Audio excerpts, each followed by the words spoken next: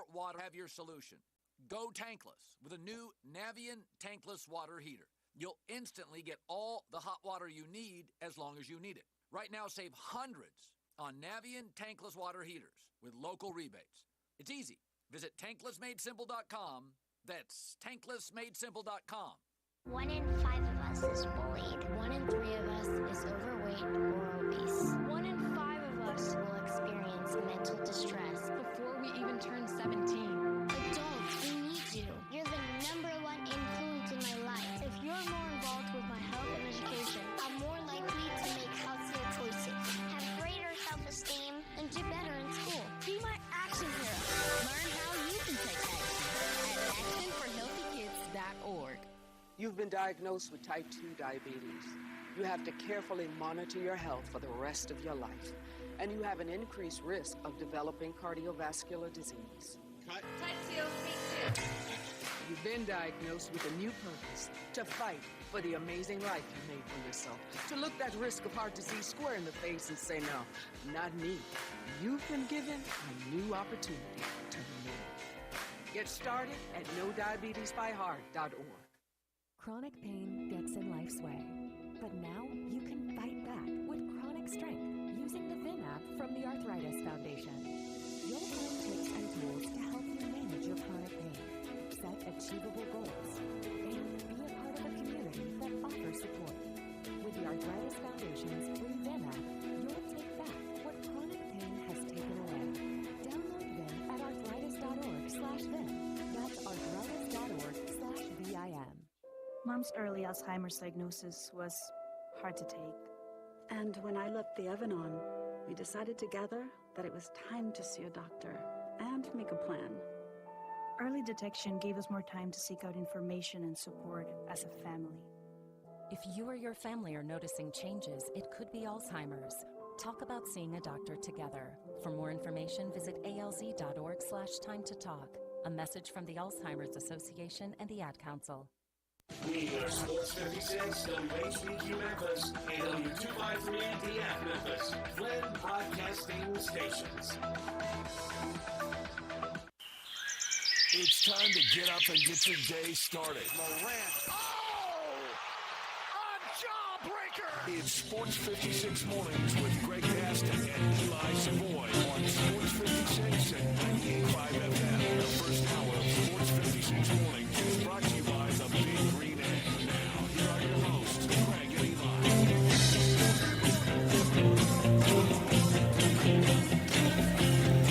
Good morning, everyone. Welcome in. Happy Hump Day to you. Time for the Wednesday, August 7th, 2024 edition of Sports 56 Mornings. Greg Gaston, Eli Savoy, Zach Boyd with you, broadcasting live from the Family Leisure Studios.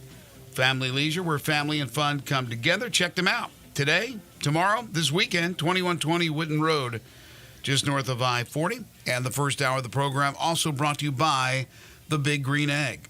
Currently 75 degrees with partly cloudy skies, 87 for a high today with, once again, high humidity. It says 2% chance of precipitation. I look out the window, it looks like it could rain, but you never know when you get the heat and humidity when a popping shower may come through. But again, according to the forecast, minimal chance of rain. Tonight, we're looking at clear skies and a low of 70 degrees. Coming up on the program today, plenty of Olympics talk. We'll also be talking Major League Baseball, NFL, college football. Dave Hooker will join us at 8:05. He covers the UT Vols for the Off the Hook Sports Network and the Dave Hooker Show. We'll get his thoughts on what's happening in camp for the Big Orange. Also, he put a list together ranking the 16 head coaches in the SEC this season. We'll get his thoughts on that and the progress of Nico Suave, the quarterback for the Vols. At 9:05, as we do every Wednesday, we'll talk Grizzlies with DeMichael Cole from the Commercial Appeal. We'll take your calls, your texts on the Sissy's Log Cabin listener lines at 901-360-8255. That's your lineup for this Hump Day edition of Sports 56 Mornings. How are you? I'm fantastic. Yesterday you brought up the new Pit Bowl Stadium down at FIU. Mm-hmm. did you see the full terms of the deal? No.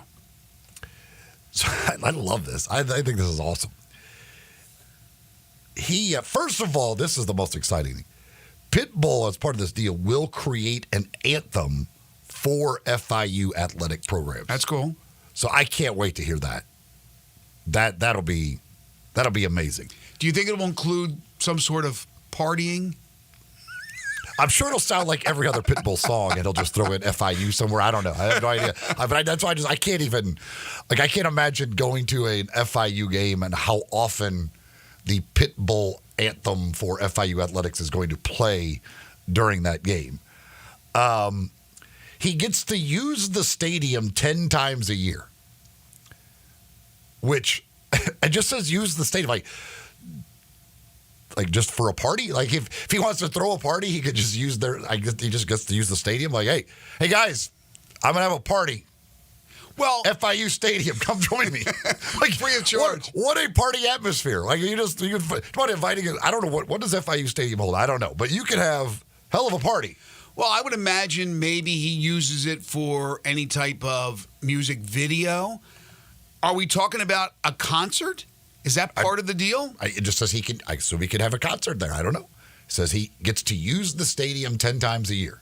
So I assume it's for, hell, if he wants to play a pickup football game, I guess he could just call his friends. They can go play flag football over at FIU Stadium. Like, hey, you guys want to play a flag football game today? Yeah, where are we going? FIU Stadium. My stadium. We're going to play at my stadium. I own the place. Coach McIntyre's like, all right, Wednesday we're going to go for practice at the stadium. Can't coach. No. Pitbull's having a pickup game. Pitbull's got it reserved. Flag football. Get the hell out. Or you just walk in and Pitbull's just sitting there like, what's up? I'm using one of my days today. He's watching a movie on the big screen at the 50-yard line. Get the hell out. Today's my day. I got it. And then he gets 2 suites for every home game. So really, at $1.2 million a year, if you get to use the stadium 10 times and you get 2 suites per home game, that's not a bad deal. Not bad. I don't know what it would cost. What would it cost to rent Simmons Bank Liberty Stadium? Well, you have new ownership now with the University of Memphis, so I'm not sure what they're charging. But I mean, if just on the using the stadium 10 times a year, that's only, if you don't have anything else, that's only $120,000 for a rental of the stadium. And then you throw in 2 suites, and I don't know what their suites are going for at Florida International.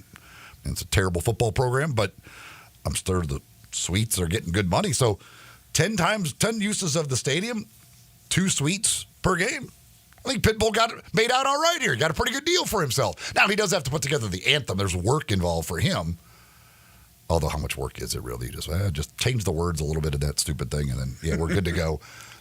It's a win-win. It's good for Pitbull. He's happy about it. It's good for FIU. Puts him on the map a little bit when you involve an artist that is as well-known as Pitbull.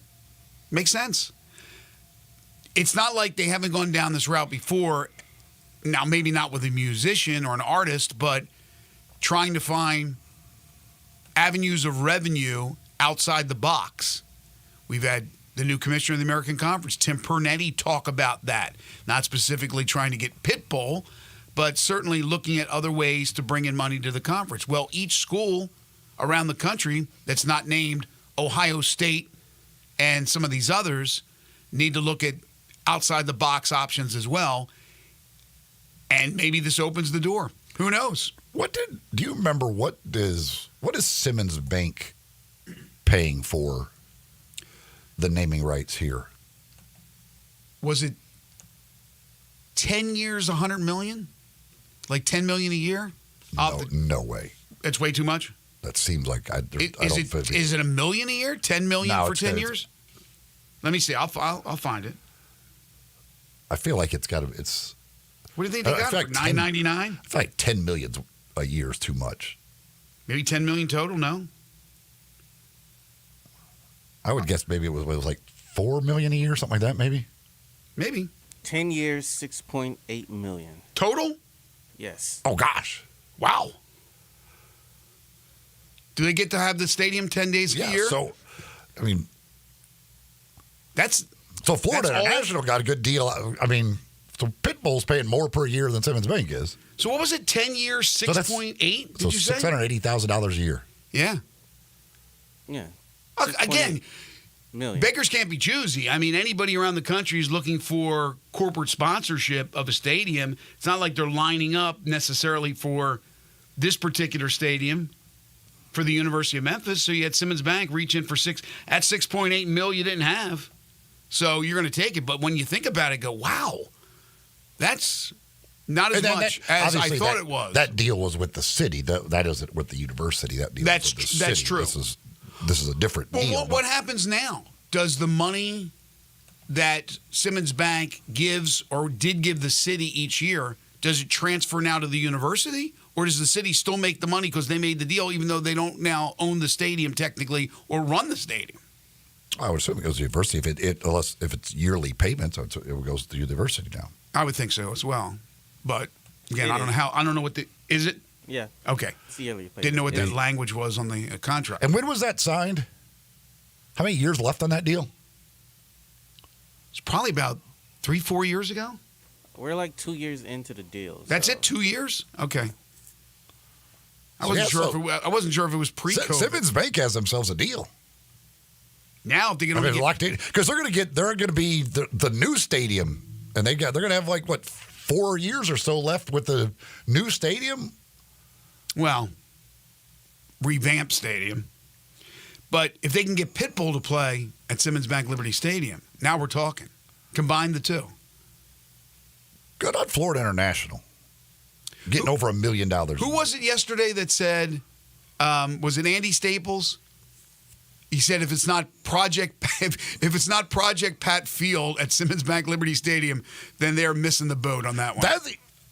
I saw somebody, I think Florida International also sold a deal for their field, but nobody knows because it was all about the Pitbull deal.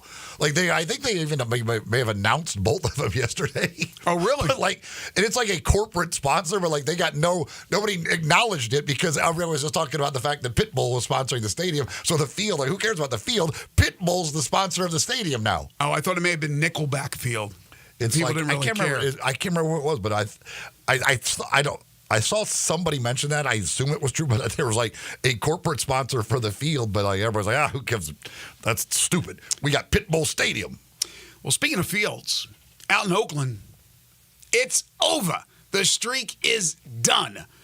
The Pale Hose of Chicago end their nasty 21-game losing streak at the hands of the Oakland Athletics, soon to be the Las Vegas Athletics.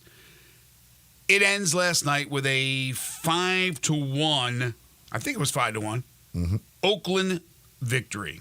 Chicago victory. Ending the streak.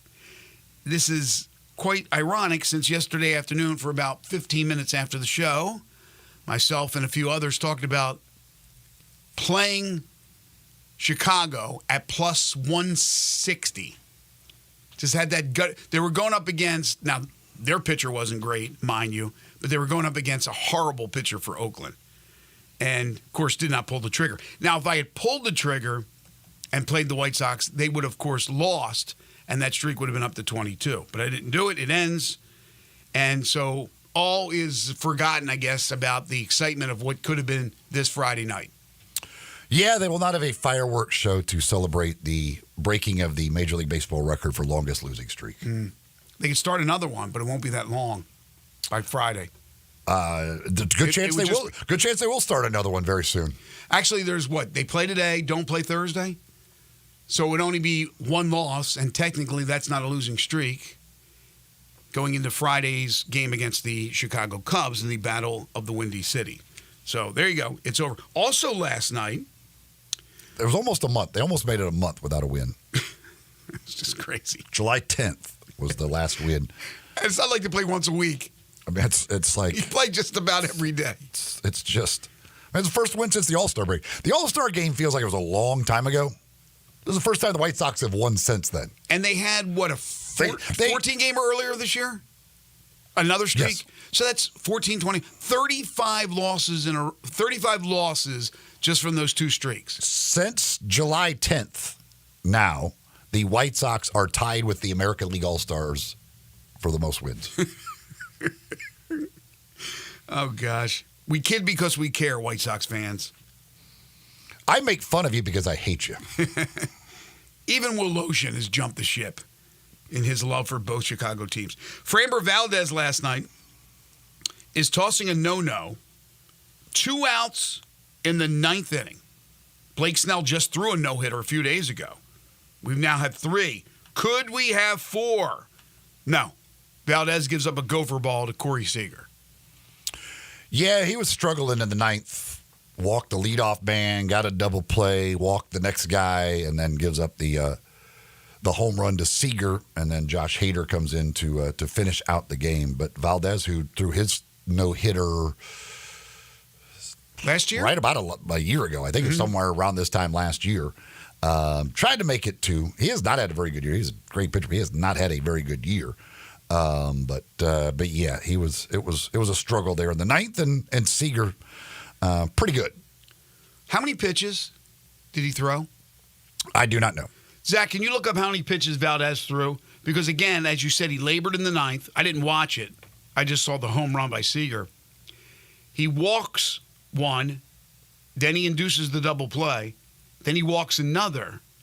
I wonder what his pitch count was, because we've had several occasions this year where managers have pulled pitchers with 90 pitches thrown. Paul Skeens comes to mind. Then Blake Snell was able to finish out his no-no, pitching into the 9th inning for the first time as a big leaguer, which is crazy when you think about it. 107. 107. Again, fine. I got no problems with that. Let the guy have a chance to make it 2 no-hitters in 2 years. Comes up a little bit short. Unfortunately, the no-hitter gone, the shutout gone as well. But at least they still won the game as the Astros was able to knock off Texas. I think 4-2 was the final in that one. All right, the Olympics. What's on tap for today? What are we looking at for today's events? I know there's a bunch of golds up for grabs for the United States as they continue to lead the medal count. I think they're now in first over China in golds. Yeah. They surpassed them in the last day or two. But which, again, is expected because we tend to do a little better in China in track and field.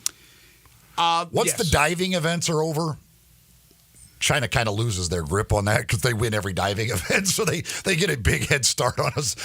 Once diving wraps up, their golds tend to slow down a little bit. Track and field starts, they really slow down. We start to rev it up a little bit in track and field. That's true. As long as there's no more table tennis events, synchronized diving or anything like that, yes, you're absolutely right. But before we recap what happened yesterday, today the women's basketball team, right, the United States women's basketball team goes for 59 in a row?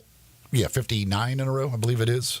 Against it's a lot in a row, whatever Nigeria, that's 2:30 today.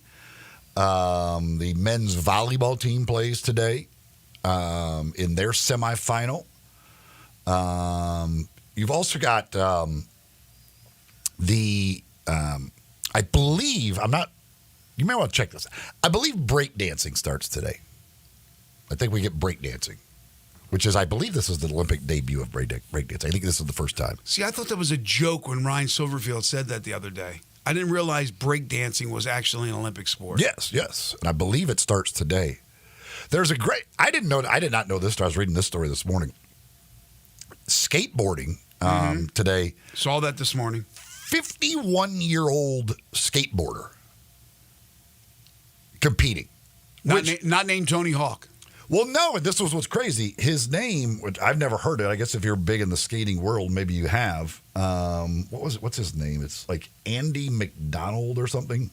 Yeah, Andy McDonald, who also apparently back in the day, he had a video game that came out like right after Tony Hawk's video game.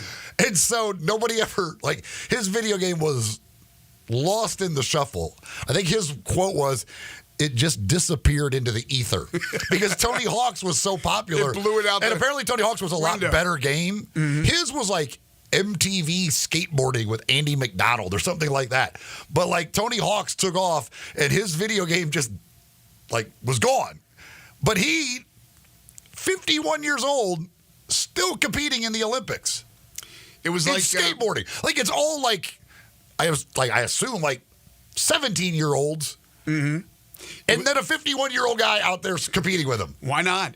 It was like the he and Hawk and their relationship was kind of like Ryan Seacrest and that Brian guy the first Dunkelman. Dunkelman, the first year of Idol. Mm-hmm. Whatever happened to Dunkelman, we know what happened to Seacrest. Obviously, he became a I do not believe Dunkelman is competing in the Olympics this year. No, but again, I'm making the comparison to a guy gets blown out of the water. Seacrest maintains the job and then becomes just a huge personality. Dunkelman's working at Kroger, and then you have this situation where, what's his name again, McDonald? Andy McDonald. Old McDonald had a farm, but here he comes, 51 years of age. Finally, he says Tony Hawk should come out of retirement just to throw him in there and compete. But, skateboarding, I'm watching it right now, okay? I have no idea if he's gone yet. He's skating for Great Britain, I believe it is. I have no idea if he has competed yet. I don't know how skateboarding works in the Olympics. I can't imagine age unless you're 80, is that much of a factor. I mean, as long as you don't have any fear, and these guys don't have any fear. Here's the thing about skateboarding. I remember skateboarding. 51, I was like, 51's pretty damn old to be competing in the Olympics at skateboarding. No, you know what's old? 45 throwing passes in the NFL. 51 on a darn skateboard isn't. But here's the thing. I remember when I was a teenager, skateboarding was fairly popular. Not as popular as it became. And, skateboarding a little bit and all that. I thought it was a fad. I thought skateboarding was going to go away. I wish my guy Rob Dyrdek was still skateboarding. He could compete in the Olympics. This guy's stance is goofy. What does that mean? I don't know. I have no idea anything about But skateboarding. did you think skateboarding would have sustainability? I never put an ounce of thought into skateboarding because I thought it was not anything. I never had a skateboard, never. I'm not surprised that it's an Olympic sport. Oh, here's a 49-year-old. Oberholzer. We got old man. That guy looks like he's 70. He looks like Bob Golick. He looks like an old 49er. The ones that mine for gold. He looks not that played football. Bob Golick is competing in skateboarding. We have a 49-year-old and a 51-year-old. We got old men. Is this like the senior division? Is this the senior Olympics? What's going on here? No, they're competing with the kids. Again, you're just good for these guys. You're just zipping around. I mean, 51, 49, what's the matter, man? That's what it matters. He That's fell. what it matters, because when you fall, it hurts a lot worse at 51 than it does at 18. He's got padding all over the place. Look, they're standing for him, giving him a round of applause for falling. All that work, and the guy goes When you've down. been skateboarding for 40 years, that's a lot of broken bones. I think this is the first time in the history of our long-running program that we have actually done some play-by-play of skateboarding live on the air as people are driving to their jobs right now wondering, what the hell are those guys talking about? Yes, it's skateboarding at the Olympic Games in Paris. This guy's 23 years old, so that's more normal. So that guy's more than double his age. So anyway, yeah, I thought it was going to be a fad. It would burn out. Nope. It didn't burn out. Still as popular as ever. All right. When we come back, we got a lot to get to from the Olympic Games. What happened yesterday with the United States, including some basketball talk as well, as LeBron and company continue to roll on into the men's semifinals. We'll do that. We'll take your calls and texts on the Sissy's Log Cabin listener lines at 901-360-8255. Then we'll go around the National Football League. A lot of news from the NFL yesterday, including some depth charts that have been released and some injuries as well. This is Sports 56 Mornings with Greg and Eli on Real Sports Talk, Sports 56 and 98.5 FM.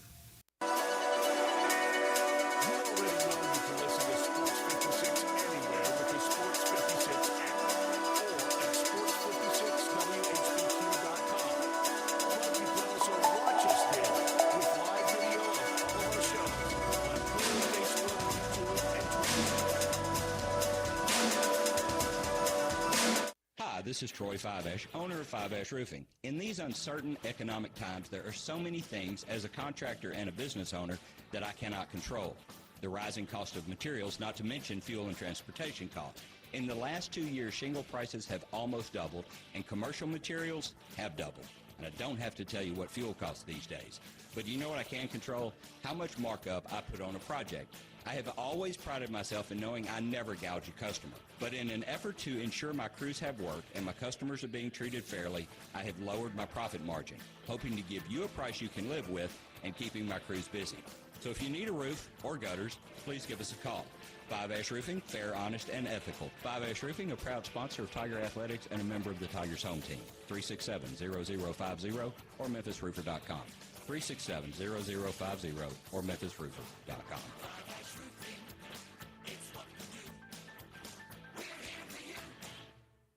Get the highest quality diamond ring at a rock-bottom price right now at Genesis Diamonds. Hey, it's Eric Hasseltine, and don't be surprised this week to see other jewelry store owners shopping at Genesis Diamonds. They'll be taking advantage of Genesis' most aggressive offer ever. All GIA diamond engagement rings marked down an extra 20% below Genesis' everyday price. The GIA is the world standard in diamond grading, certifying accuracy, and documenting quality, so you can buy with confidence. Every Genesis engagement ring is included in this event. From a half carat up to 20-carat stones, all shapes, rounds, ovals, radiants, cushion cuts, pear shapes, apple cuts, and princess cuts. There's never been a better time to get an extreme value price on a GIA certified diamond, perfectly set in a gorgeous engagement ring.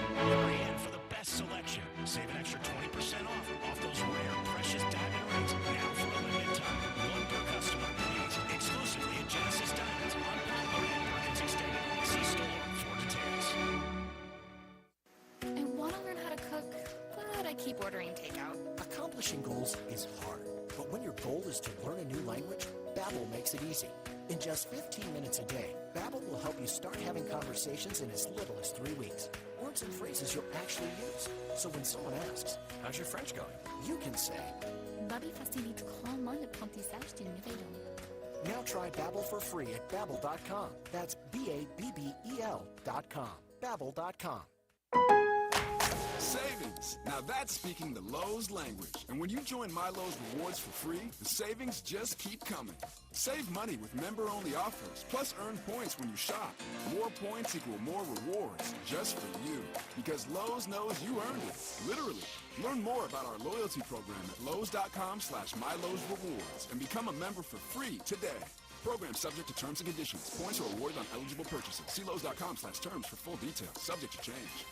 Hi, it's the Herd. You're probably careful with your personal information, but what about other places that have it, like the doctor's office that mixed up your files? They have your social security number. The power company that mistakenly cut your service has your payment info. And the hotel that lost your reservation has your passport info. Your information's in endless places outside of your control. Any one of them could accidentally expose you to hackers and identity theft protection through lax security, breaches, simple mistakes. But LifeLock monitors millions of data points every second, alerts you to a wide range of threats. If your identity's stolen, a U.S.-based restoration specialist fixes it, guaranteed or money back, with plans covering up to $3 million for stolen funds and expenses. Mistakes happen. Don't let not having protection be one of them. Save up to 40% your first year at LifeLock.com with a promo code HERD. Promo code HERD at LifeLock.com to save up to 40%. Terms apply.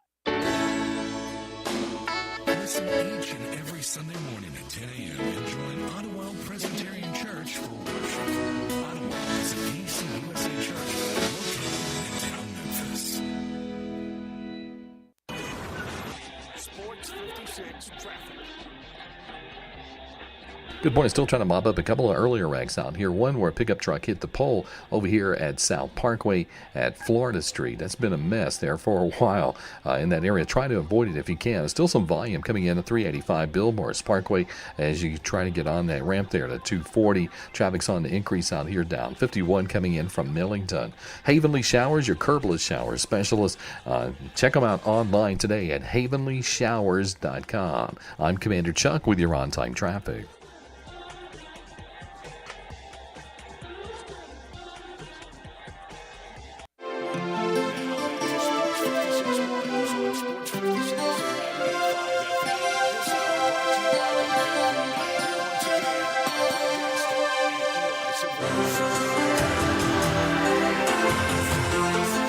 Welcome back, everyone. 7:27 the time. Andy McDonald, you're learning more about skateboarding Andy McDonald than you ever have in your life, whether you like it or not. Maybe not. Maybe somebody out there had his video game. Perhaps. Maybe somebody's a huge Andy McDonald fan. And it may be worth something now.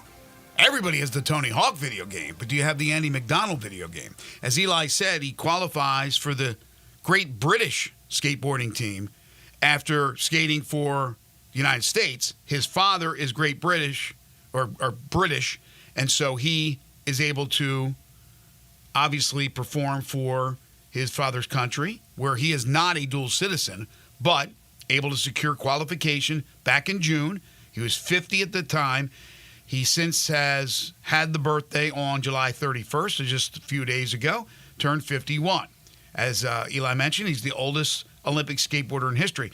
His fellow British skateboarding team members, Sky Brown, which sounds like a skateboarder, and Lola Tambling are both 16.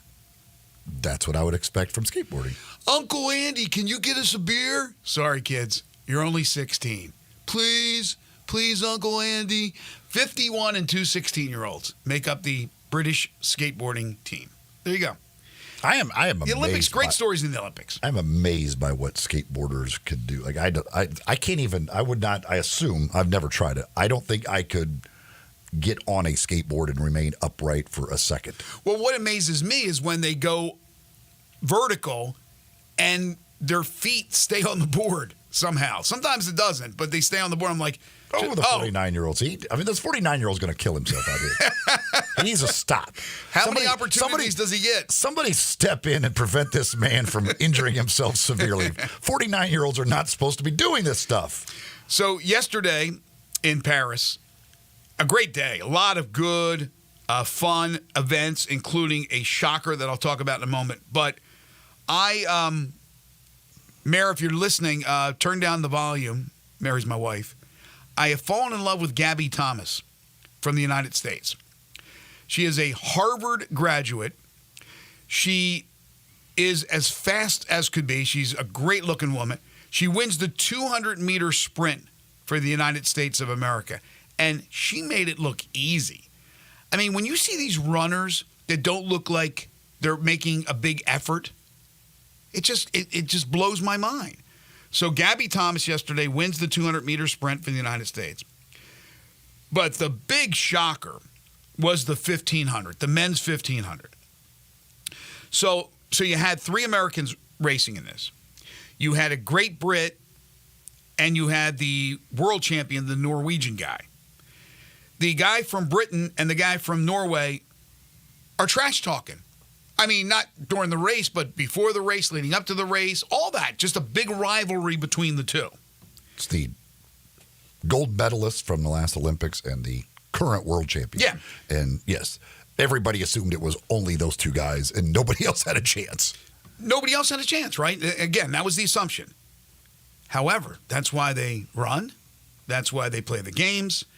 And American Cole Hocker, which sounds like something I just coughed up before the show, wins in a huge upset and sets an Olympic record, and one of his teammates finished third. The guy from Norway, the Norwegian, does not even medal. The British runner finishes second, sandwiched in between the Americans. But the race by Hocker was incredible. Where he came back from, he cuts to the inside, and the Norwegian runner, for those of you, I'm trying to describe this, for those of you who didn't watch it, it's really cool. You should go back and watch it.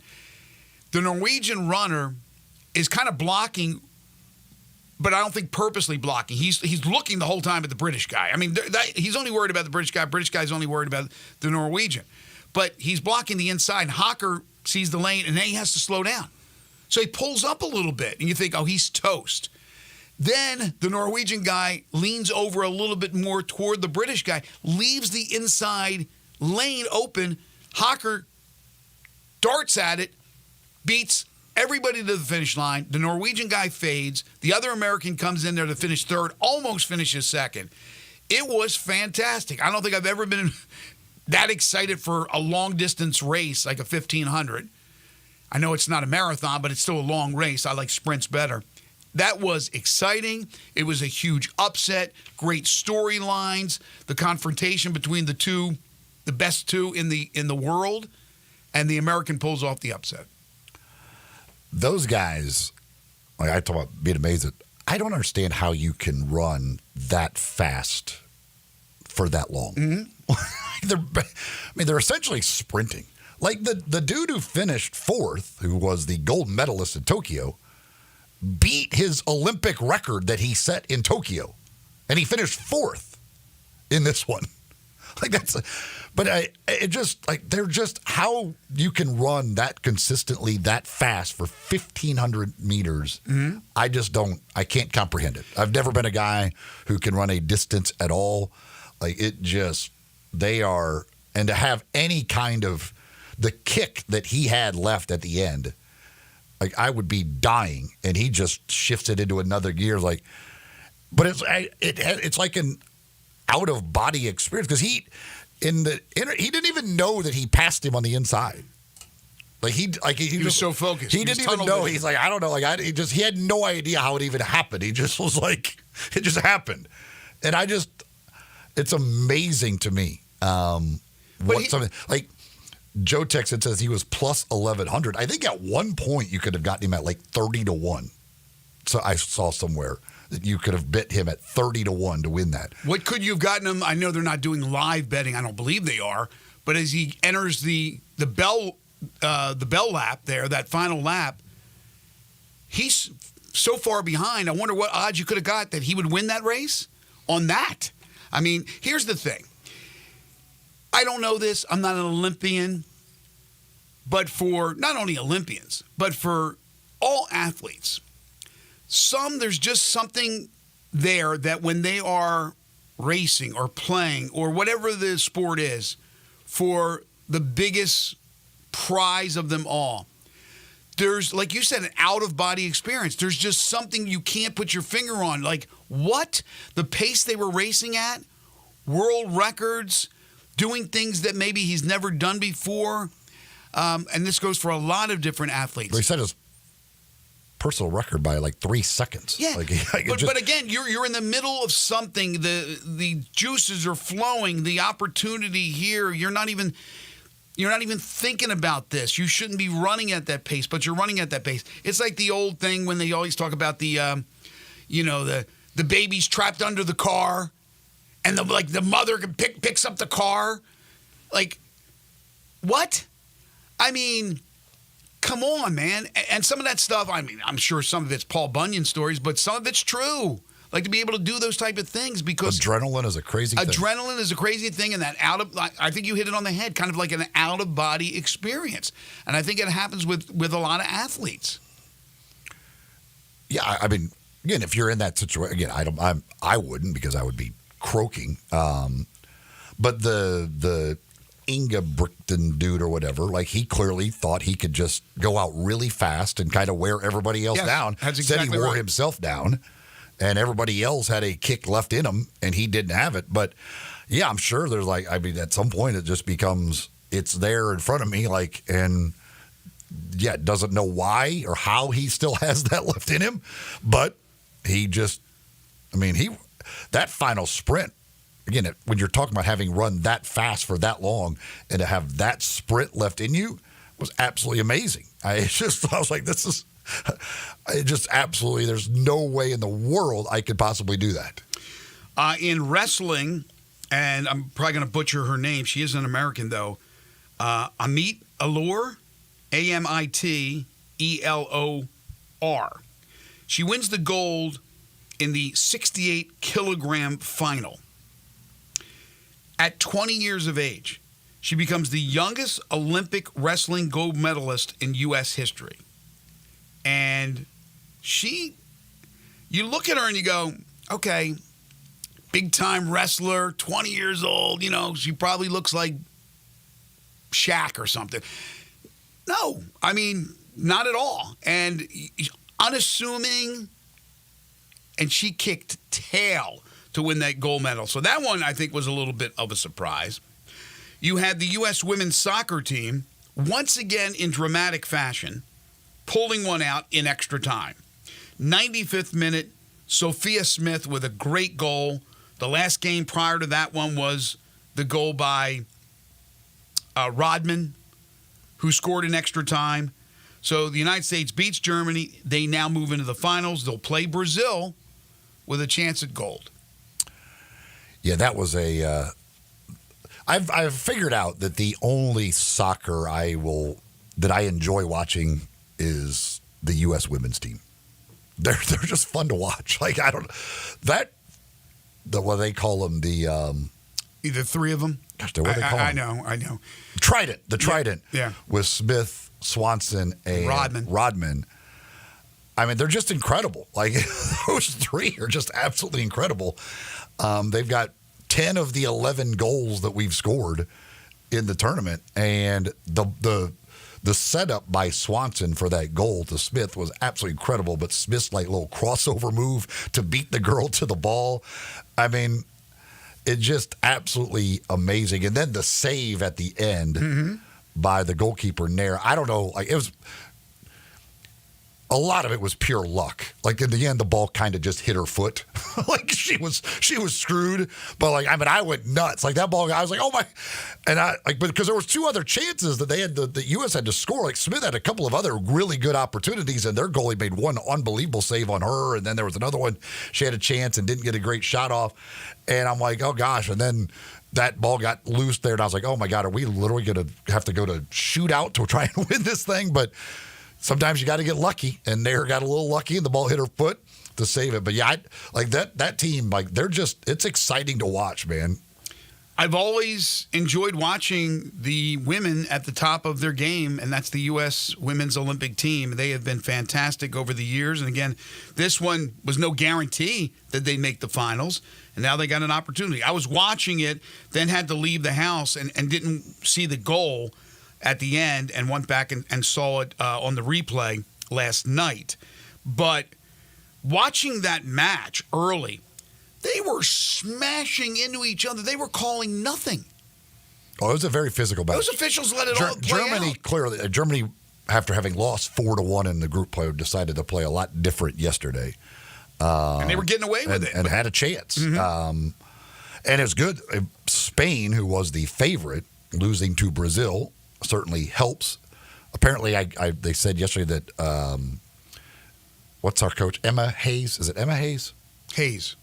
Emma, right? I don't remember the first I think it's Emma. She has apparently not a good track record against Spain.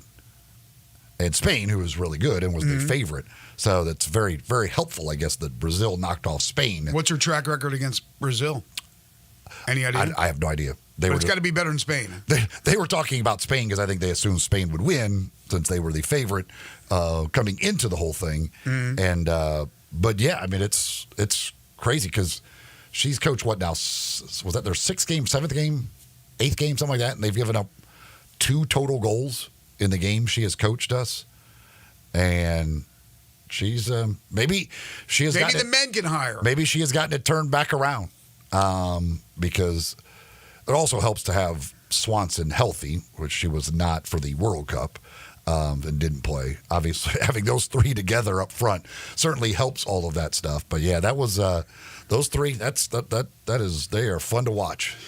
America, United States, not doing as well in beach volleyball, although they're doing pretty well. They're still alive, I think, in regular volleyball. But in beach volleyball, the final women's squad was eliminated yesterday, so the United States failed to medal, and there is 1 tandem remaining for the men in beach volleyball. But the women's regular volleyball, Karch Karai, the former great volleyball player himself, is the coach of that team. They're still alive.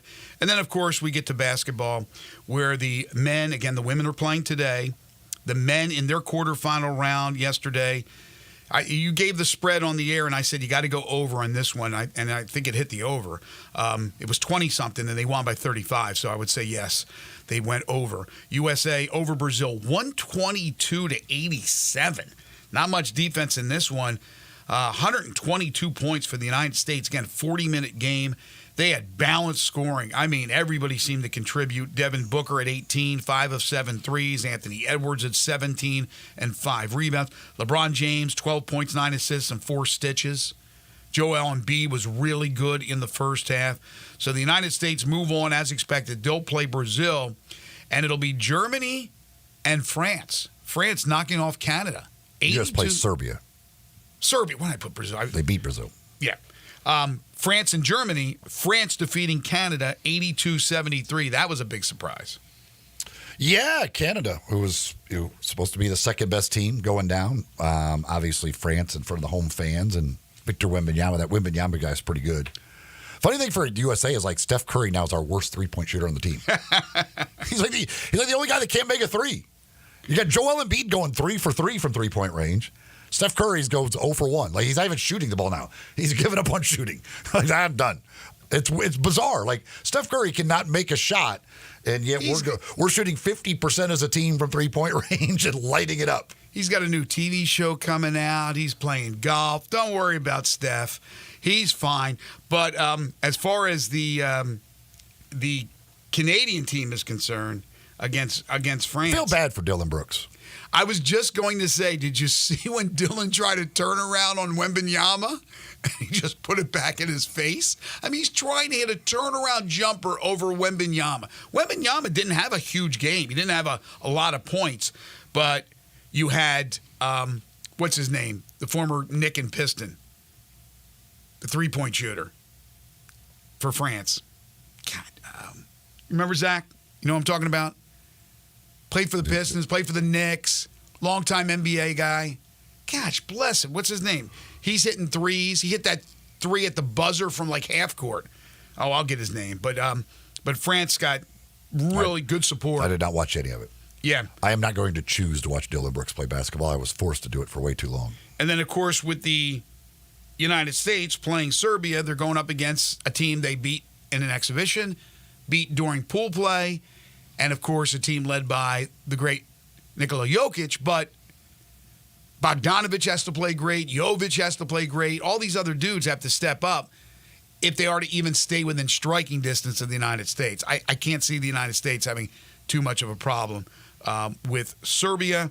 But, again, that'll be Serbia and the United States, and then it'll be France and Germany. Germany's the one that maybe concerns me a little bit, but there's no reason why the United States has any problem in taking home the gold. You're talking about Evan Fournier? Yes, thank you. Fournier played with the Knicks, played with the Pistons, played with a couple of other teams. He was red hot from the outside. Wembanyama didn't have a ton of points. I think he had 7, but he was the force he always is defensively. Corky's Ribs and Barbecue, they're the force in barbecue. We have a lot of great barbecue places in Memphis, no question about it. Corky's right there at the top. You can dine in at any of their 4 locations. You can drive through, no contact delivery, carry out, go in there, pick it up yourself, or have any of the services delivered to your home or office. They've specialized in catering their entire time that they've been in existence, which is 4 decades now. And they'll start you out as low as just $8.99 per person for any event you want catered, any kind of office outing or family reunion, any type of thing, birthday parties, any type of tailgating. Corky's, let them cater it for you. You get out a third of a rack of ribs for $7.99 when you purchase an entree, barbecue sandwich, maybe their award-winning catfish plate, lunch specials every day, party packs that start at just $7.49. They're located at Poplar Avenue in Memphis, Poplar Avenue in Collierville, Germantown Parkway in Cordova, and Goodman Road in Olive Branch. Corky's Ribs and Barbecue, open for lunch and dinner 7 days a week. We've got some NFL talk to get to, and also some sad news from the local community we'll get to as well when we return. This is Sports 56 Mornings with Greg and Eli on Real Sports Talk, Sports 56 and 98.5 FM. Join the voice of the Tigers, Dave Woloshin, for Wolo and Friends. Weekday mornings from 10 to 11 here on Sports 56 and 98.5 FM.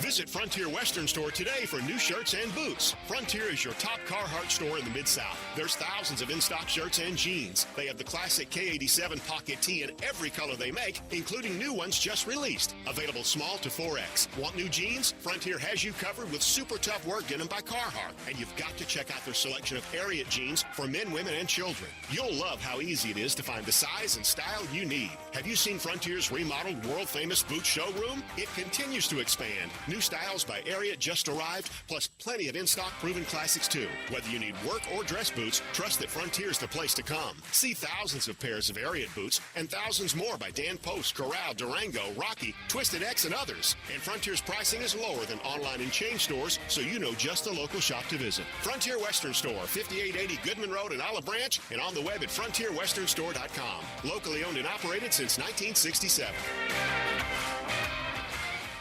Summertime's finally here, and that means it's time to party. Lucky for you, Family Leisure is having a summertime to party sale. Now, what's all included in this party sale? Practically everything. 24-foot above ground pools for as little as $19.99. All ladders, filter systems, and even robotic cleaners are 20% off. Come in and look at all of the in-stock patio furniture Family Leisure has. Plus, it's up to 50% off. Play gyms for the kids, that's $1,000 off. Patio umbrellas, take 20% off. You can get a 4-person hot tub for just under $3,000.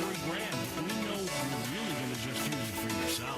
Family Leisure has discounted pricing on all in-stock pool toys and floats while the supplies last, so you better get in quick. Plus, Family Leisure has special financing available. Just ask an associate for all the details. Summertime means party time, and Family Leisure is ready for any party. Family Leisure, Whitten Road at I-40, where family and fun all come together. Drive like a pro and support a great cause during the sales drive at Lander Sport in Collierville, Lander Sport South in South Haven, and Lander Sport North in Covington. We've provided over 100 new Fords to be driven by the pros at the FedEx St. Jude Championship. Now they're all being sold with demo prices. That's right. Over 100 new Fords driven by the pros are being sold with demo pricing below market value. A portion of the proceeds go directly to the St. Jude's Children's Research Hospital. This is a once-a-year opportunity to trade up and drive like a pro while supporting a great cause. Visit LandersMemphis.com. That's LandersMemphis.com. Or come see us at Lander Sport in Collierville, Lander Sport South in South Haven, or Lander Sport North in Covington. With our Landers Easy Pass, you can get top dollar for your trade-in to help you save even more. Don't miss your chance. Reserve your demo price new Ford driven by a pro at the FedEx St. Jude Championship and lock in low APR financing. Remember, if it doesn't say Landers, you paid too much. Chris Price here for Brian Elder Roofing. For nearly 2 decades, we've installed some of the best roof systems across the Mid-South. To the tens of thousands of clients we've served, we are honored. So many of you call our team at Brian Elder Roofing your roofers. Our team is dedicated to serving you and keeping your family safe, dry, and mold-free. The recent hailstorms have caused massive damage, and many of these will go unnoticed for years, even though the golf ball-sized hail we just experienced in the Mid-South compromises even the best-built roof system. Whether we find damage or not, your photos are securely stored for future reference. Call Brian Elder Roofing today for a total evaluation of your entire roof system free. We will not try to sell you a roof if all you need is a repair. Call me at 901-867-0303. That's 901-867-0303. Or visit us online at brianelderroofing.com.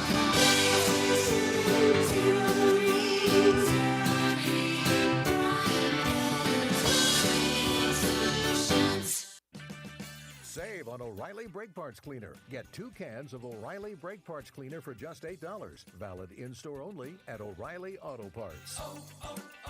O'Reilly Auto Parts. Now back to Sports 56 Mornings on Sports 56 This hour brought to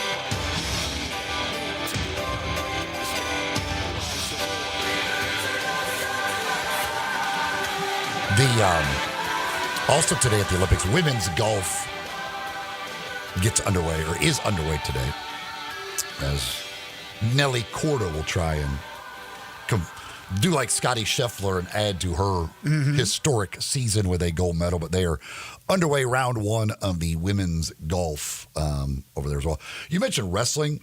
There's a Cuban wrestler, who won gold for the 5th straight time. That's crazy. He wins his 5th straight, and then he goes to the center of the mat. He takes off his shoes, which is what wrestlers do when they retire, most of them. Leaves the shoes there, leaves the arena, the sign of, that's it for me, after 5 Olympiads and 5 straight gold medals. Absolutely unbelievable. Nobody's ever done it. That's why it is crazy. But, I mean, 5 straight gold medals. That's Just doesn't make sense. In any sport, but in a sport that it takes the physicality that it does and the technical ways of winning, but you also have to have the brute strength. And for 5 decades to be able to do that against all up-and-comers, including youngsters that you're facing, that says an awful lot about the way he kept his body in shape, the way he stayed ready and prepared, both mentally and physically. Doug, by the way, says I guess a goofy stance in skateboarding is your right foot is your lead foot. Wow. Thank you, Doug. Wouldn't that be just between right-handed and left-handed? I don't know. Again, I don't know. I'm not a skateboarder. I have no idea. I would assume like right-hander, maybe not, though. Maybe it doesn't matter what handed you are. People just think different way. But those poor people that go with their right foot as their lead foot, they shouldn't be called goofy. Why should they be called goofy? I had never heard that statement before, or that. Apparently, it's the same in surfing. Really? That's a goofy stance. You stand goofy. I call lefties goofy, and other things as well, but that's just me. No, a goofy stance. I never heard that. All right. Unfortunately, some really sad news when I saw this yesterday. Dwight Drinkard, who's been a big part of sports in Memphis over the years, decades, in fact, has passed away, I believe, on Monday at the age of 76. A friend of the show. We had Dwight on during the Mickey Barker golf segment on Tuesdays. We had Dwight on a month ago, 5 weeks ago, something like that, in that neighborhood. He was on the program with us, and he passes away on Monday. For those who don't know, and again, our thoughts and prayers, our condolences to Dwight's family and friends, but instrumental in a lot of different sports endeavors here in the city of Memphis. He was named the first full-time tournament director for what is now known as the FedEx St. Jude Championship back in 1986. And he helped oversee the planning and the implementation of the tournament's move from Colonial, where you are a member, to TPC Southwood. So well before I got here in 1995. In his 13 years at the FESJC, the golf tournament achieved record profits as well as record donations to St. Jude Children's Research Hospital in 11 of those 13 years.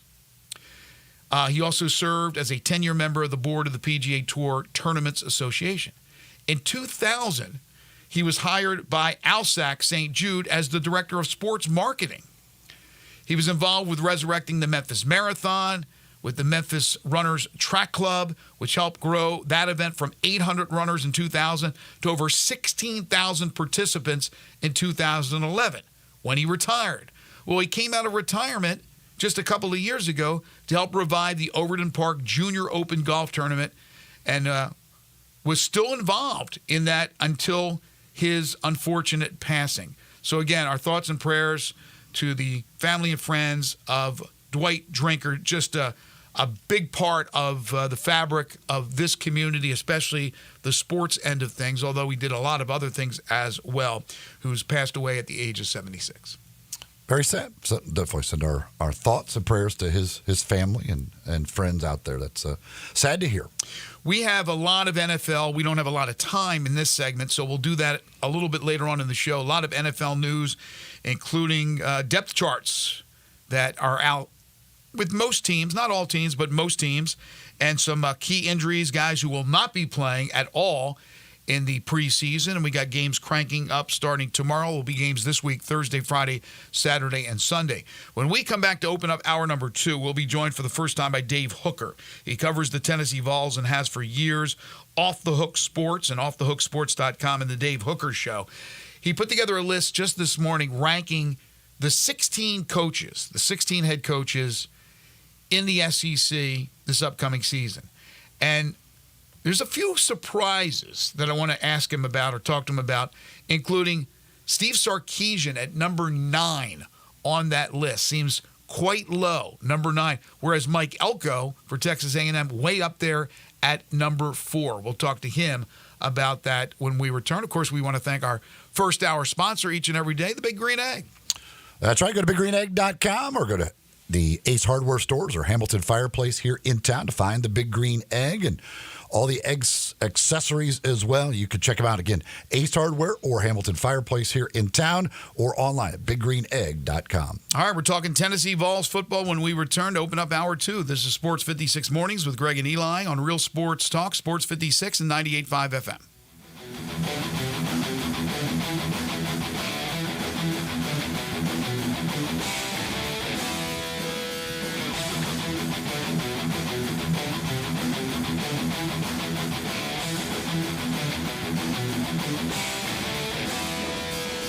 You or someone you know or care about has dealt with a difficult divorce. When facing divorce, you need the attorneys at Rice Law. Nick and Larry Rice lead the firm with 3 generations and 7 decades of experience. Located in Memphis, serving the entire state of Tennessee and North Mississippi. Rice Law is who you need to call. Simple or difficult divorce, they know how to handle it. Call Rice Law at 901-526-6701, or for more information, visit them at aboutdivorce.com. That's aboutdivorce.com. Welcome to Triumph Auto Sales, where you'll have a great car buying experience. Triumph Auto Sales is your #1 source of quality pre-owned vehicles ranging from lease returns to new car trades, all at huge savings. Plus, Triumph has a full array of financing options to meet your needs. Find your next car online at triumphautosales.com or stop in today at 4875 Elmore Road. Triumph Auto Sales will help you get the vehicle you want at the price you need and the service you deserve. For a great car and a great experience from a local and family-owned business, visit Triumph Auto Sales. We're definitely going to be late to the concert. I feel like we should be there by now. I'm just taking a little detour.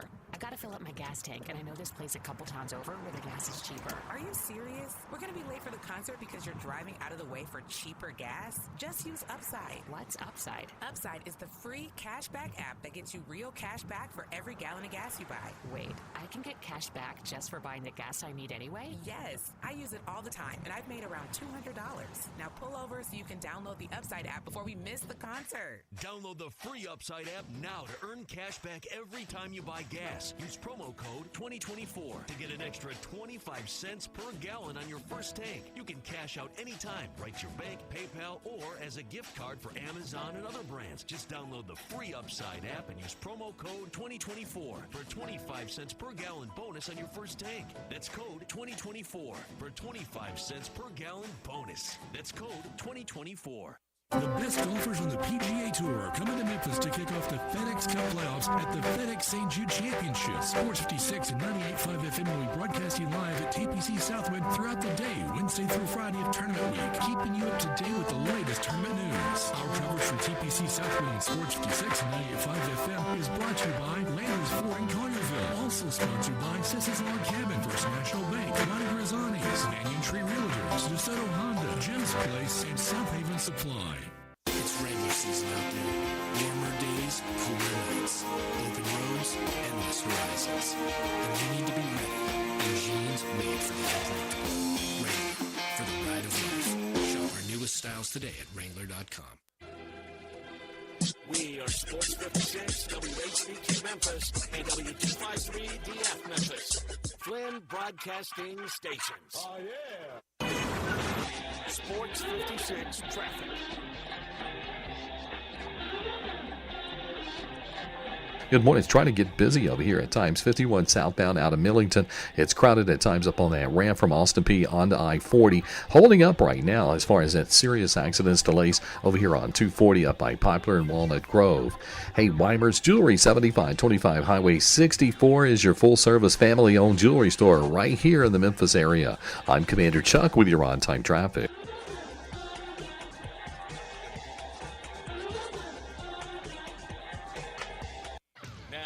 To Sports 56 Mornings on Sports 56 and 98.5 FM. This hour is brought to you by James Gaddis Jewelers. Genuine diamonds, baby. Here once again, Greg Gaston and Eli Savoy.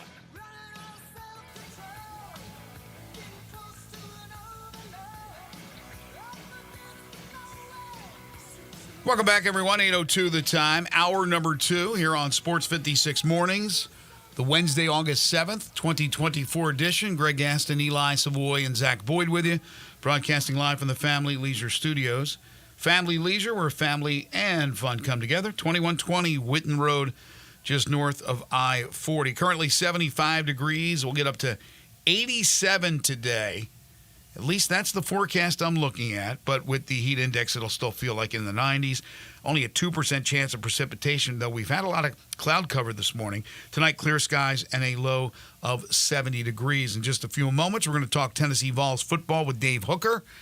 James Gaddis Jewelers, second-hour sponsor, Sports 56 mornings at 4900 Poplar Avenue between Mendenhall and St. Nick, and on the web at gaddisjewelers.com. They are your bridal, engagement, and anniversary jeweler headquarters. If you are looking for that special engagement ring, you plan to pop the question later this summer or this fall, certainly James Gaddis Jewelers needs to be one of the jewelers you look at for that beautiful engagement ring, wedding rings, personally designed wedding sets.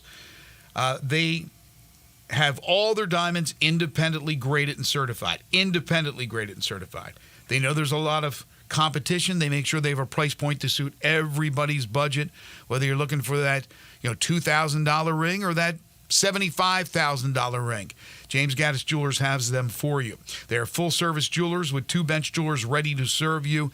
You're looking for beautiful watches and earrings and necklaces and pendants, one-of-a-kind estate and vintage jewelry. They have it for you as well. Layaway and financing is available.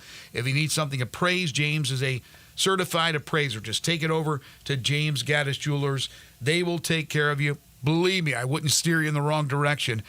James has been a friend for a long time, and they have been the sponsor of the second hour of our program for many years now. It's James Gaddis Jewelers, 4900 Poplar between Mendenhall and St. Nick, and on the web at gaddisjewelers.com. Well, we're getting excited as we are just a few weeks away from getting the college football season underway. Talking is cheap, and, of course, we got to do it each and every day. Let's see it get done on the field, right? But I'm very excited about this Tennessee Vols football team. I'm very excited to see Nico in action, and I'm very excited to have Dave Hooker on the program for the very first time, who covers the Tennessee Vols and has for years for Off the Hook Sports, offthehooksports.com, and the Dave Hooker Show that you can check out at your leisure on YouTube. You can follow Dave on Twitter at the Dave Hooker. He joins us now on Sports 56 Mornings. Hey, Dave. Hey, how are you? Man, I'm fantastic. I'm fired up for the season. I mean, as I just said, we get a little tired of talking about it each and every day and what could happen, but we'll continue to do so before they kick off in a few weeks. But before we talk about the Vols themselves, that team that we'll see on the field this fall, I got to ask you about this list you put together this morning as you ranked all 16 of the coaches, the head coaches in the SEC, including the newcomers, and Brent Venables and Steve Sarkisian.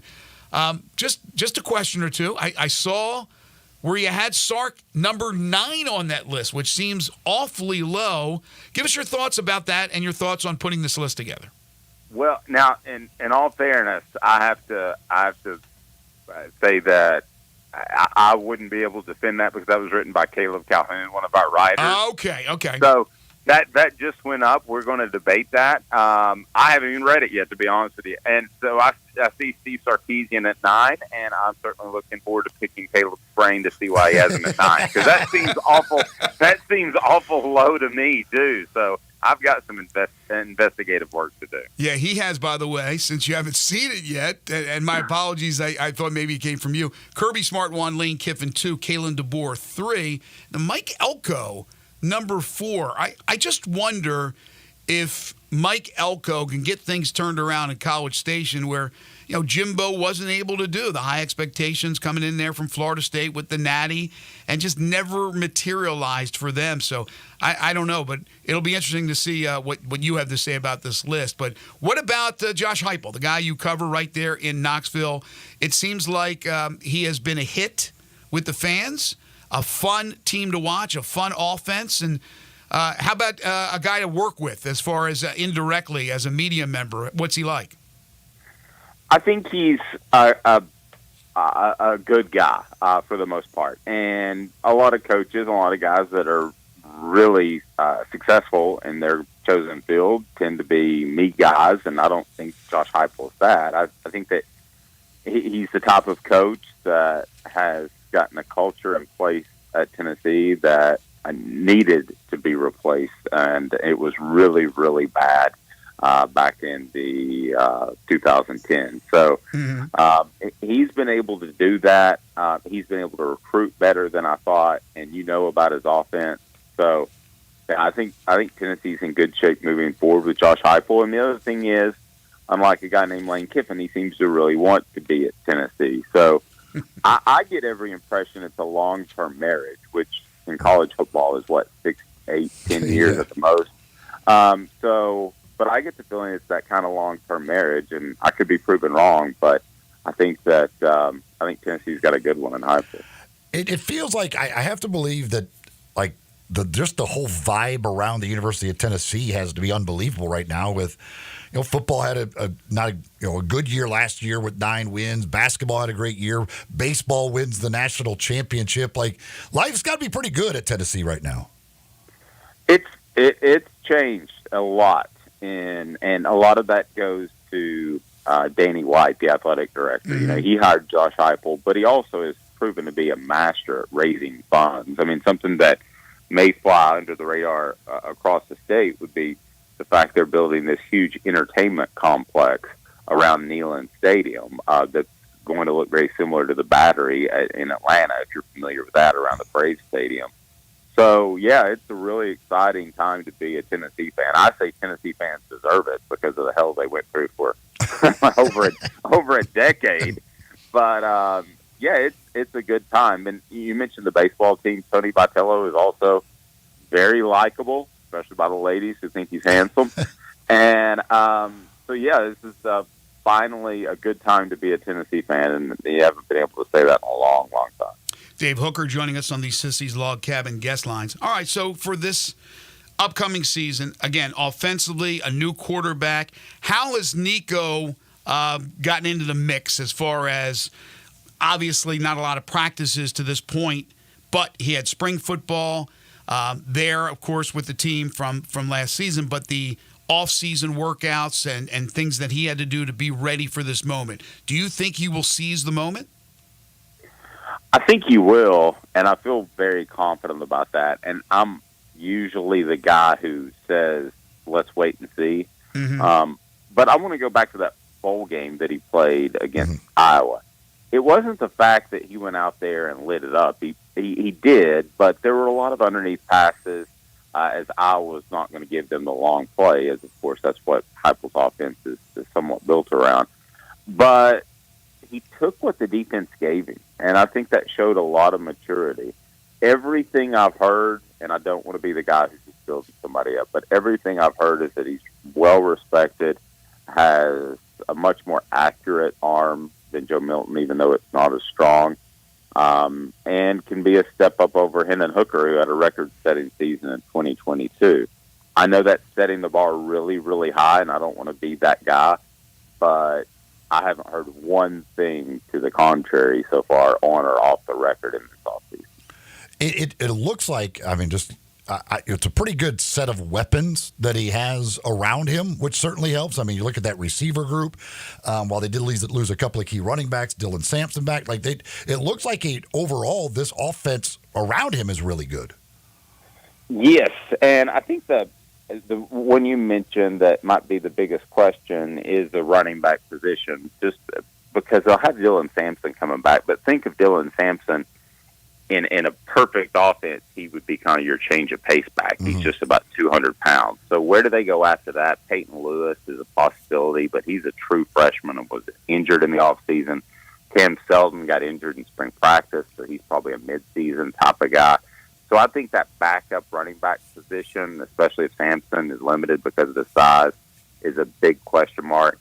The receiver position comes down to really Brew McCoy, who an NFL scout told me at one point before his awful, grotesque injury last year that he was the best prospect on in the NFL on Tennessee's roster. Now, that's since changed with James Pierce, but that's how good Brew McCoy is. So if he's healthy, I think he gives them a wide receiver number one that can dictate coverage, and then I think they have Squirrel White and some other guys that can fill in. Their receiver group should be pretty deep. Same for the tight ends. I think the concern with skill would be that running back position.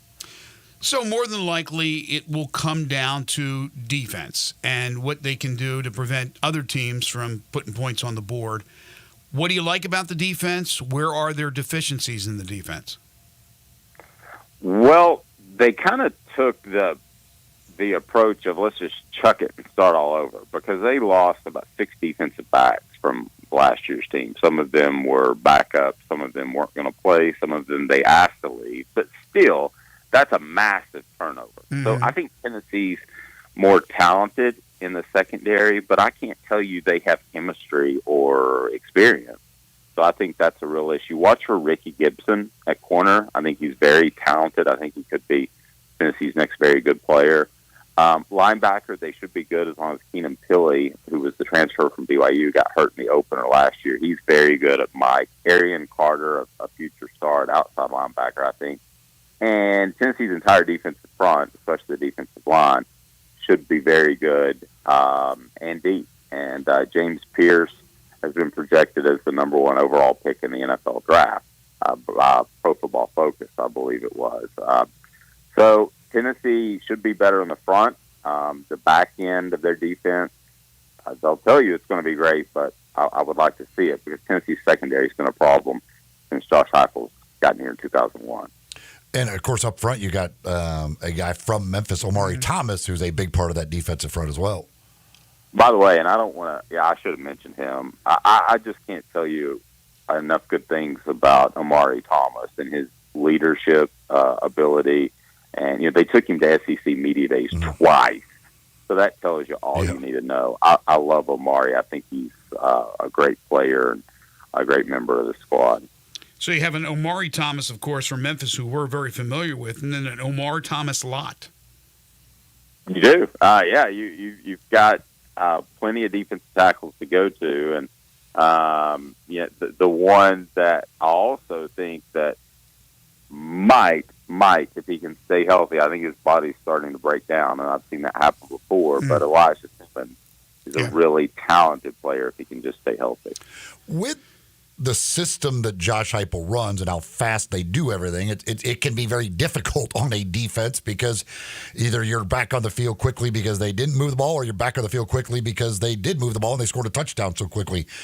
Have they been able to recruit the top-line defensive players still under Josh Heupel? Yes and no. I mean, they're getting more of them. It's been a progression. It hasn't been like a switch got flipped all of a sudden. So, getting a James Pierce was obviously a big deal. The Arian Carter was a big deal. So, essentially, it comes down to this. Are they able to beat Georgia consistently or semi-consistently for prospects out of the Atlanta area? And they've started to do that recently. But ultimately, they're going to have to beat Georgia if they want to play for a championship. So they're going to have to do that with more regularity. And if you look back at the 98 team that won a national championship, it was stock full of Atlanta players, and it was really a key area for Tennessee. Well, you go into this season where most people believe, the prognosticators, it's Georgia and Texas, Texas and Georgia, but in a 12-team playoff, there's the expectations that there's going to be not only 2, but 3, 4, and maybe even 5 teams from the SEC. And it looks like there's a plethora of teams right behind the Georgia and the Texas that could be battling for playoff berths, and Tennessee's certainly one of them. Dave, when you look at the schedule, you got the neutral game in Charlotte against NC State. That's a good team. You got to go to Oklahoma, one of the newcomers. You get Alabama and Florida at home, and then you have to go down to Athens. What do you think about the schedule in total and the prospects of Tennessee being one of those teams that go to the playoffs? I think they're in that second tier, and you mentioned Texas and Georgia being in that kind of first tier of guys that could knock on the door of the playoff, and I think they will.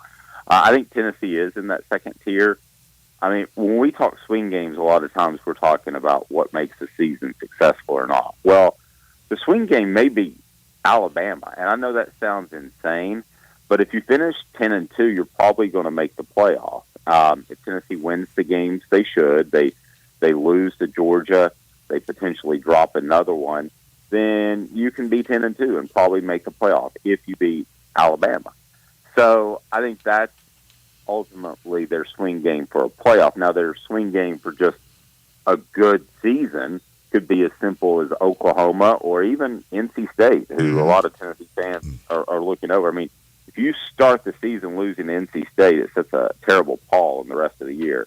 So, I mean, there are a lot of swing games out there, but I would say to make the college football playoff, you better beat an Alabama.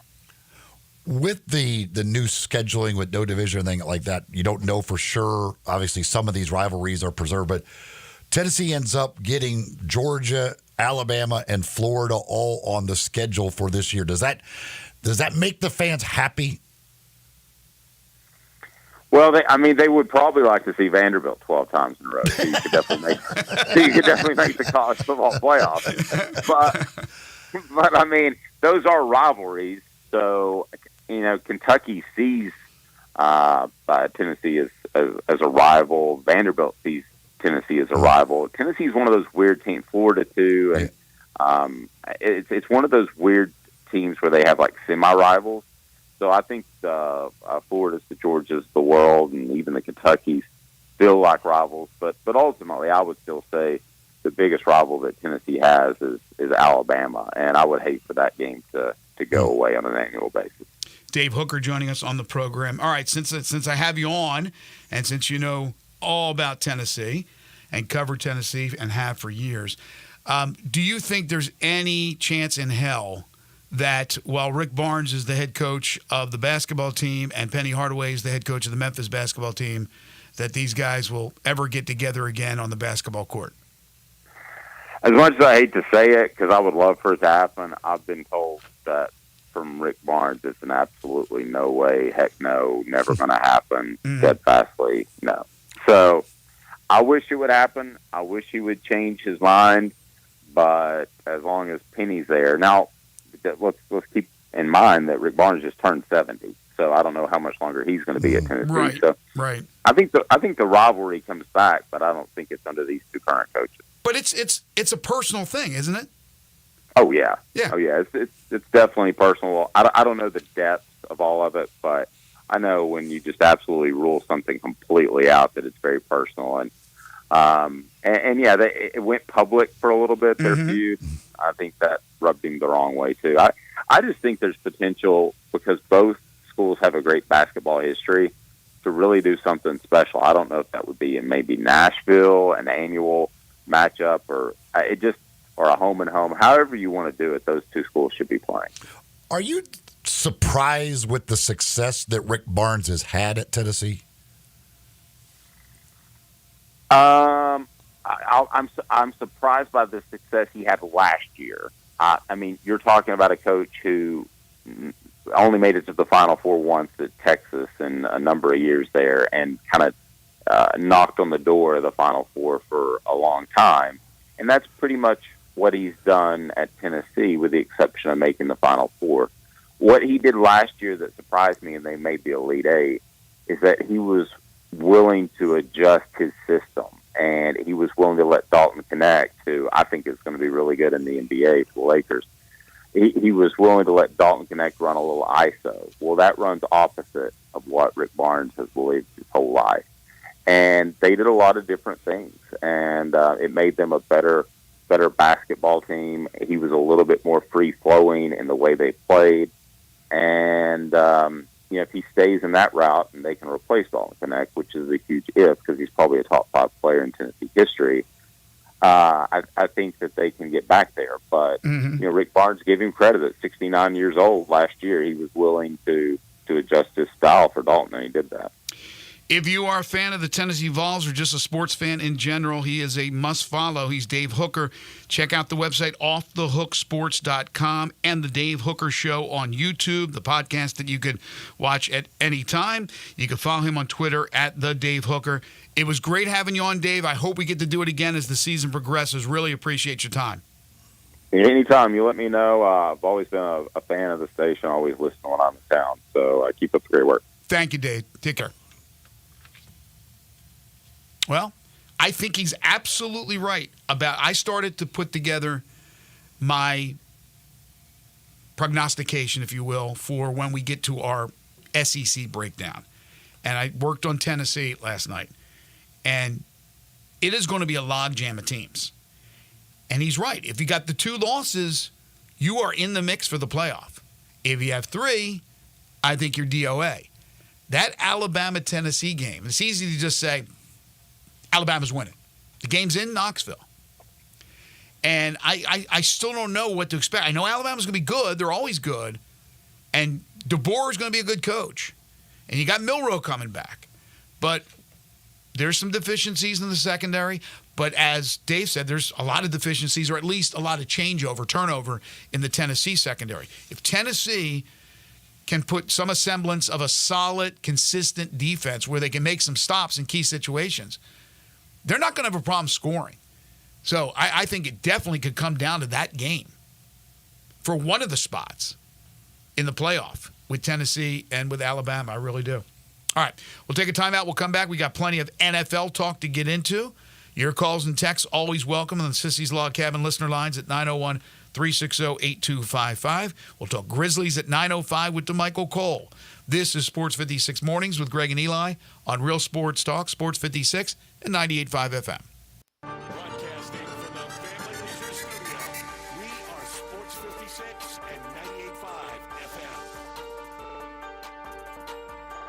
Don't be surprised this week to see other jewelry store owners shopping at Genesis Diamonds. They'll be taking advantage of Genesis' most aggressive offer ever. All jewelry and diamond engagement is marked down an extra 20% below Genesis everyday price. That's right. The vault is open, and we're selling the finest handcrafted diamond rings at rock bottom prices. Now for a very limited time. The GIA is the world standard of diamond craftsmanship for accuracy and documented quality, so you can buy with confidence. Every Genesis engagement ring is included in this event from 8 carat up to 20 carat stones. Ships, clothes, and bodies are made special cuts, shapes, and prices, prices, prices, strong value price on a GIA.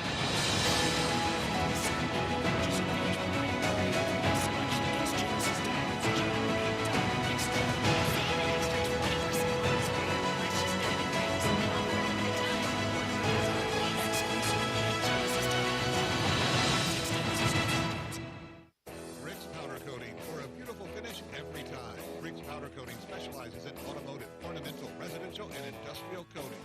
With 2 conveyor lines and the largest batch ovens in the Mid-South, Rick's can accommodate all of your powder coating needs. Locally owned and operated since 2002, Rick's Powder Coating will customize a beautiful finish just for you.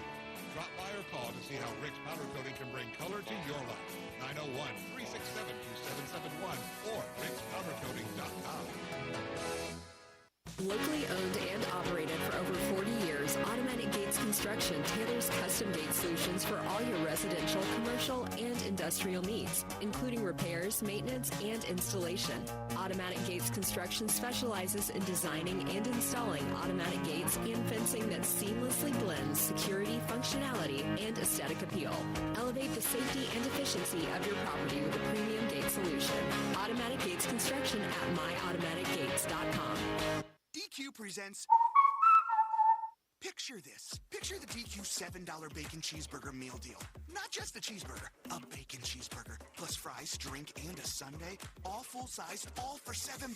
Because everything's better with bacon. Everything's also better with a side of fries, a refreshing drink, and a sundae to finish. Yum. The $7 bacon cheeseburger meal deal. Now for a limited time on the $7 meal deal lineup.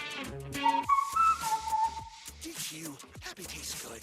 For retro cruiser styling packed with modern innovations, riders of all skill levels choose a Honda Rebel. Incredible motorcycles with a stripped-down style and a full package of features. Both the 300 and the 500 offer compact power inside a lightweight frame. Combined with a low slim seat, the Rebel is easy to start on. And with new colors for this year, they are impossible to ignore. Go to DeSoto Honda to check out the 2023 Honda Rebels. Cruisers with timeless style and performance to enjoy every second.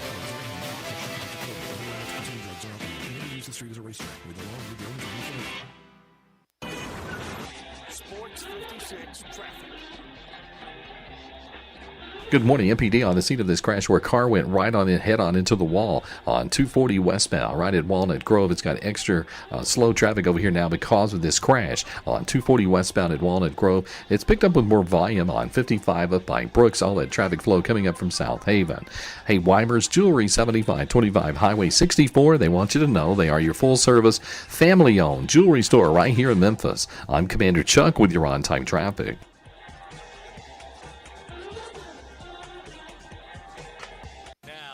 Sports 56 mornings on Sports 56 and 98.5 FM. This hour is brought to you by James Gaddis Jewelers. Diamonds are forever. Woo! Here once again, Greg Gaston and Eli Savoy. Welcome back, everyone. 8:27 is the time. We appreciate Dave Hooker joining us on the program. Also appreciate his, well, not so much honesty, but just him confirming what we all know, that everybody understands, that Tennessee not wanting to play Memphis in basketball under Rick Barnes is all personal. Now, Rick will tell you different things about scheduling this, non-conference, and it all comes down to he doesn't like Penny Hardaway. That's it. End of story. Again, when one coach says F the other coach, I know. Probably not going to like him. I know. Probably going to say, you know what? I'm not going to play you. I understand. But when he talks about it, when he's asked about it, which I know he's annoyed anytime the big orange caravan rolls into Memphis and the TV guys all ask, and it's the right question to ask, right? You're going to ask about Memphis and Tennessee and whether or not they'll ever renew the rivalry. Everybody knows it's two really good historic basketball programs, more so even Memphis than Tennessee, and it's advantageous. We always talk about recruiting in this area a lot of times with football, but with basketball in this area, how many great basketball players there are. And again, you don't necessarily have to have a footprint in the city, but it doesn't hurt. And he doesn't want anything to do with that because, again, the personal vendetta. Keith is dialed in and wants to talk about that. Keith, how are you? Hey, Greg and Eli. I'm doing okay. How y'all doing? Good, thanks. Yeah, I just don't think one person at a university as big as Tennessee should be able to have that much power in their hands. Shouldn't the athletic director or the president, the board of the university be in control of that somewhat? How can all that power fall in Rick Barnes' hands? Well, it's a really good point. Danny White's the AD, and you would think that he controls the power, most of the power. But when you have a veteran coach like Rick Barnes who has been there and done that, you're always going to defer. I mean, Penny hasn't been around the world as long as Rick. I'm talking about age-wise. And he has a lot of clout as well when it comes to Memphis. It's up to him who he wants to schedule. So I think the AD defers, at least in the case of Penny Hardaway and in the case of Rick Barnes. Wouldn't you agree, Eli? That they're basically defer to the head coach. The coach is going to. And why would Danny White step in and say you have to play Memphis? Like, there's no reason for them to play Memphis. Like, their schedule is. They played one of the best schedules in America last year, the non-conference. They don't care about playing Memphis. There's no need for them to play Memphis. Have we had anybody from the government try to step in like they do in North Carolina and other states? Like, who cares for them to play? Why would Danny White be like, no, you got to play Memphis? He's like, I don't care. Danny White ain't going to care about playing Memphis either.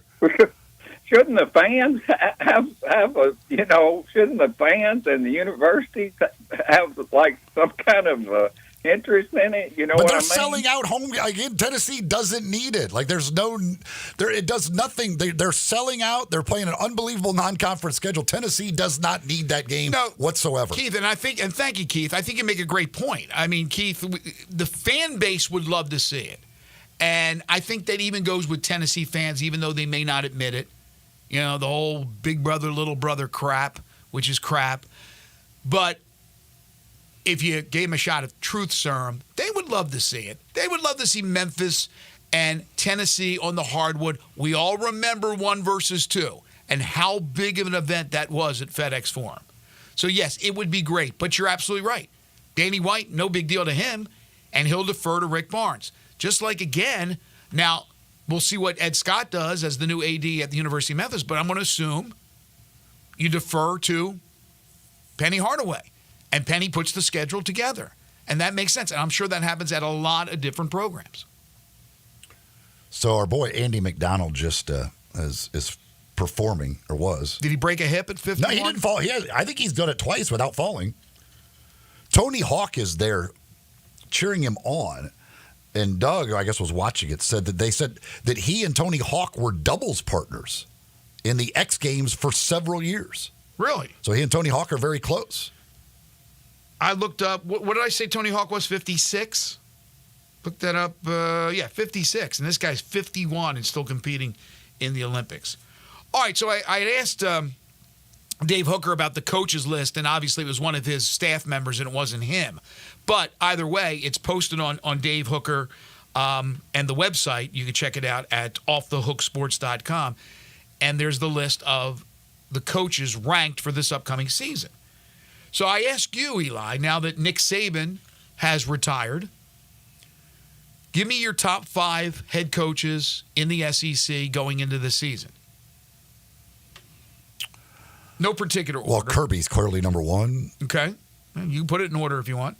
I would have Sarkisian probably in there. So he would be in your top 5. Okay. Don't you have to have Brian Kelly? I don't care if he's doing accents and fake accents and stuff like that. I would have Brian Kelly in there. I would have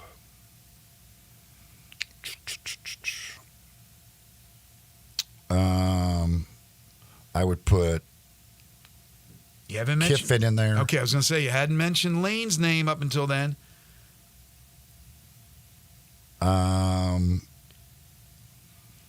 To me, it comes down to... And I would probably put Stoops. Okay, I was going to say to me it comes down to 2. Now, Heupel's not that far off, but to me it comes down to Stoops or Freeze.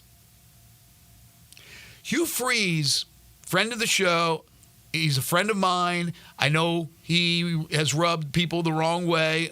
Obviously, he's gotten himself into trouble, gotten himself out of trouble, getting this reprieve in life and in this coaching career. I think he's an excellent coach. It's a big couple of weeks in recruiting. I was just going to mention that. Crushing it in recruiting. I have a feeling. What that means today, I don't know. But. Well, yeah. And they're weird trying to figure them out for the upcoming season. Can they make a dent this year? Probably not, but can they spring an upset or two? Yeah. But when he gets his guys in there, I think Auburn is going to be back battling. I mean, seriously battling Alabama to be the best team in the state. I'm not saying Alabama drops off like a tremendous amount because they won't. DeBoer's a good coach. I like him. I have a lot of respect. They'll still get the recruits. And they still may be a little better, but they're not going to be head and shoulders better than Auburn in the next few years. This year, maybe. But I think Freeze is going to do a great job. So, and then Stoops is just consistently good. Stoops with Alabama or Georgia talent. Don't you think he had, I'm not saying he would have the success that Saban had, and maybe not even Kirby Smart, what he's doing right now, but Mark Stoops with ultimate talent, winning a natty, that's not crazy talk. No, I think Mark Stoops is a great coach. I think what he's done at Kentucky's pretty incredible. He would be in that. I think Heupel is in that conversation. Yes. I think Hugh Freeze is in that conversation. What do you think of Venables? I haven't seen anything that would even make me consider him at that point. Right. I'm with you 100%. He needs to prove it. And I think they're going to take some lumps this first year. They're going to take some lumps. That's a tough schedule. They don't have the team they really need to compete for the top spot, although they're not going to be some team that gets run over. And unfortunately, there are levels in the SEC. And there always are. But for a couple of our area teams, our regional teams, it's going to be rough. I was really concentrating last night on schedules and things of that nature and just looking at Mississippi State and Arkansas. Of course, Vanderbilt is going to have another rough year like they normally do. And I think South Carolina is going to take it on the chin a few times this year. I don't think they'll be as competitive as they have been. I think Beamer takes a step back. But I really think there's going to be unfortunately, those 4 or 5 teams that take the brunt of everything. That if they're going to get 5 teams in the playoff, and I think they'll get 4, but it's not out of the question that they get 5. And if that's the case, then you have to have all these teams with 1 and 2 losses. And so that means they're beating up on probably the same teams. And we sort of know who those teams will be, unfortunately. I think as much as we like Sam Pittman, and he's a friend of the show, and I think he's a good coach, I don't think he survives. I don't think there's any way he survives this year. Yeah, I don't know what it would take for him to survive, but if it's just sneaking into a bowl game or if they're expecting more, whatever. But it's going to be tough for them to even make a bowl game at Arkansas this year. Yeah, I was just pulling up their schedule here. Arkansas, Pine Bluff, okay, at Oklahoma State. Right off That's the bat. I mean, if they go and get killed at Oklahoma State, well, then it's going to get then he's probably fired in the middle of the year. They'll beat UAB. May not be as easy as you think. I think right now, again, I haven't put the schedule together for Arkansas or Auburn, but going down to the Plains, I don't think it's a great Auburn team, but it's a team on the rise. You got A&M and Arlington, Tennessee. Even though you got Tennessee at home, I think Tennessee is going to be really good. You got LSU. Again, you got them at home. That's your homecoming, LSU. At Mississippi State, okay, winnable, certainly. Ole Miss, they have beaten them a bunch of times in Fayetteville, but not this year's team, I don't think. Texas, again, you play them at home, but they're going to beat you. La Tech's a win. At Missouri, I don't see 6, unless I am really misjudging what they're all about. I don't see 6. I see maybe 5. Yeah, I mean they get that. The Oklahoma State game is a huge game for them, and they will not be favored in that game. They go there and lose, especially if they lose bad. Kind of sets the tone early. If they then were to struggle with UAB, then if an Ole Miss or somebody comes in and just absolutely hammers them, that I think is where you could see the change made with Pittman. And I would assume if it happens middle of the year, there's a good chance that Bobby Petrino is the guy promoted as the interim. And then is it possible that Bobby Petrino could end up holding on to that job? The SEC, it just means a second chance. Hugh Freeze, Bruce Pearl, possibly Bobby Petrino. Others, of course, that have gotten Steve Sarkisian, Lane Kiffin. Yeah. Go down the list. Right? Forget about it. It just means more. Former Cowboy running back Dwayne Thomas. I don't know how much you don't remember him playing. I don't even know if you were born yet, but part of a Super Bowl win for their Cowboys. I think their first Super Bowl win. I remember having a football card of his. Passed away at the age of 77. Dwayne Thomas. Do you remember him at all? No. Good running back. Also, Billy Bean died. Not the Billy Bean that put together Moneyball, the Oakland A's. The other Billy Bean who came out gay. He came out and is a big activist for gay rights and things of that nature. Played baseball, major leaguer as well. But he passed away yesterday at the age of 60. Luis Perez has been signed by the Chargers. Led the UFL in passing yards, touchdowns, completions. There were several guys yesterday from the UFL that were signed by NFL teams, including, I think, a Showboat, if I'm not mistaken. Yeah, Alec Lindstrom, offensive lineman, signed. There's been a ton of guys who are getting that opportunity, which is great. That's part of what the UFL is there for, and hopefully doing for these guys is giving them that opportunity to get the film for these NFL teams to see. Again, we don't know how many will stick in the NFL, who might make practice squads, who might make regular rosters, whatever. But it's kind of doing what it was hoped to do, is these guys get that opportunity to have game film and at least getting the chance to get these invites into camp and hopefully make a team or at least get on a practice squad and make good money from the NFL. Announcement from the 49ers. Christian McCaffrey dealing with a calf injury, so he will not play at all this preseason. Also, the Cardinals announcing Kyler Murray will not participate in the preseason. I'm sure that'll happen for a number of the big-time names. Some will play, but most probably will not. If they do play, very limited.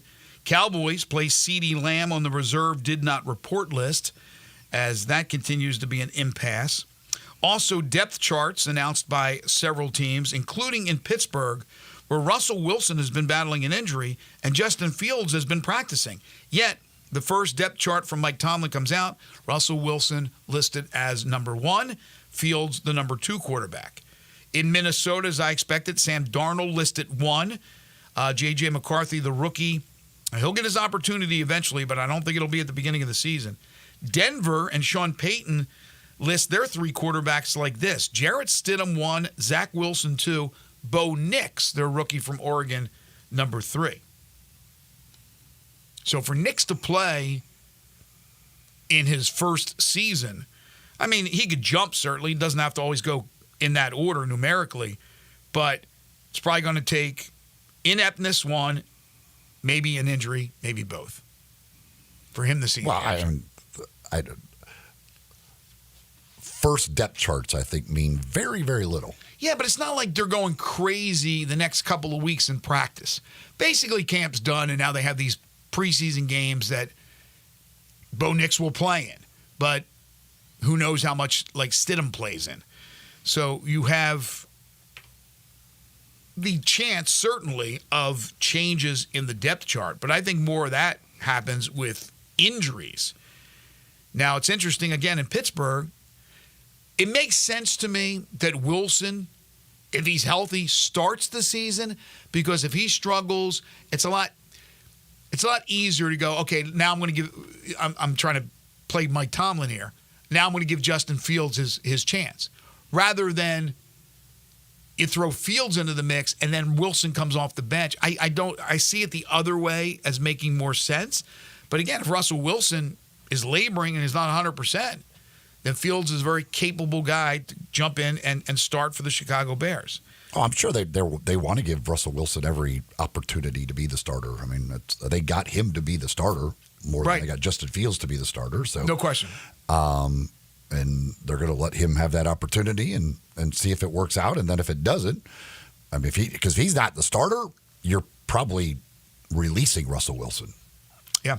And then Dan Quinn, friend of the show, announcing that Jaden Daniels will start for the Commanders in their first preseason game. Also from college football, going back to the SEC, Texas running back C.J. Baxter will undergo an MRI today to find out what the extent of a knee injury is that he sustained yesterday in practice. So that could be some big-time news right there involving Texas running back C.J. Baxter. Fleet Feet is the place to go to get all your running gear. Want to make sure you get shoes that are just right for you? Well, go see the folks at Fleet Feet. They'll take good care of you by taking a look at the way you run or the way you walk. They can fit you with shoes that are perfect for you, plus all your other gear. They've got you taken care of, whether it be shorts or shirts or hats or socks or anything. Men, women, children, everywhere. They got you all taken care of at Fleet Feet. They got 2 locations to serve you in East Memphis, in the Laurelwood Shopping Center, out in Collierville, Poplar and Houston Levy, next to Huey's.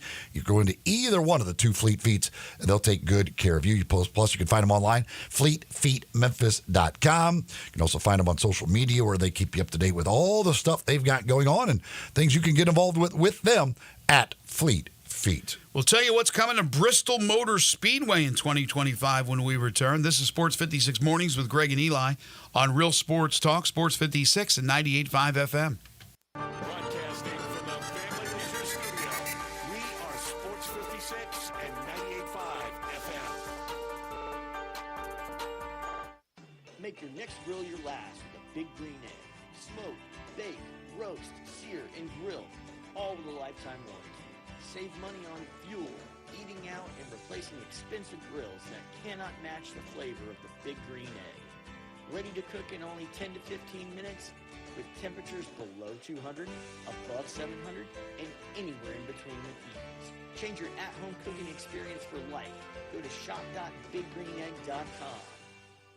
They can't get that Central Barbecue location on Central back open soon enough. It's still going to be a little while. They do things right at Central Barbecue. That's why every location is so unique. I know, but there's a lot of different Central Barbecue locations. But I miss the OG, the Central Barbecue on Central. You know, it's going to be completely different. Well, not completely. Yeah, when the Central Barbecue location on Central reopens, it'll be bigger, nicer, more streamlined. But still on Central. That's about the only thing. For the time being, until they tell us different, you can't go wrong with any of the Central Barbecue locations. You know, I think we've broken a record for saying Central Barbecue the most times in a Central Barbecue commercial. Hi, it's Colin. I just discovered J-Lab headphones, and I am totally hooked. J-Lab imagines and delivers personal tech, headphones, earbuds, and office accessories that consumers want. Try the J-Buds Lux over-ear headphones for noise-canceling travel. Discover your perfect pair of headphones. Look for the J-Lab Blue Box at Target, Walmart, Best Buy, and more. Or visit jlab.com.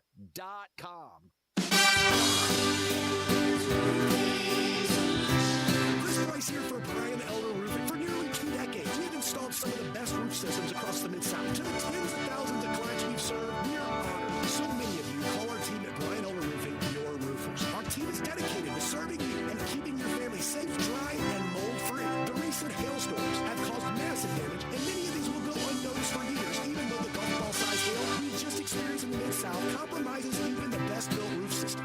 Whether we find damage or not, your photos are securely stored for future reference. Call Brian Elder Roofing today for a total evaluation of your entire roof system free. We will not try to sell you a roof if all you need is a repair. Call me at 901-867-0303. That's 901-867-0303. Or visit us online at brianelderroofing.com.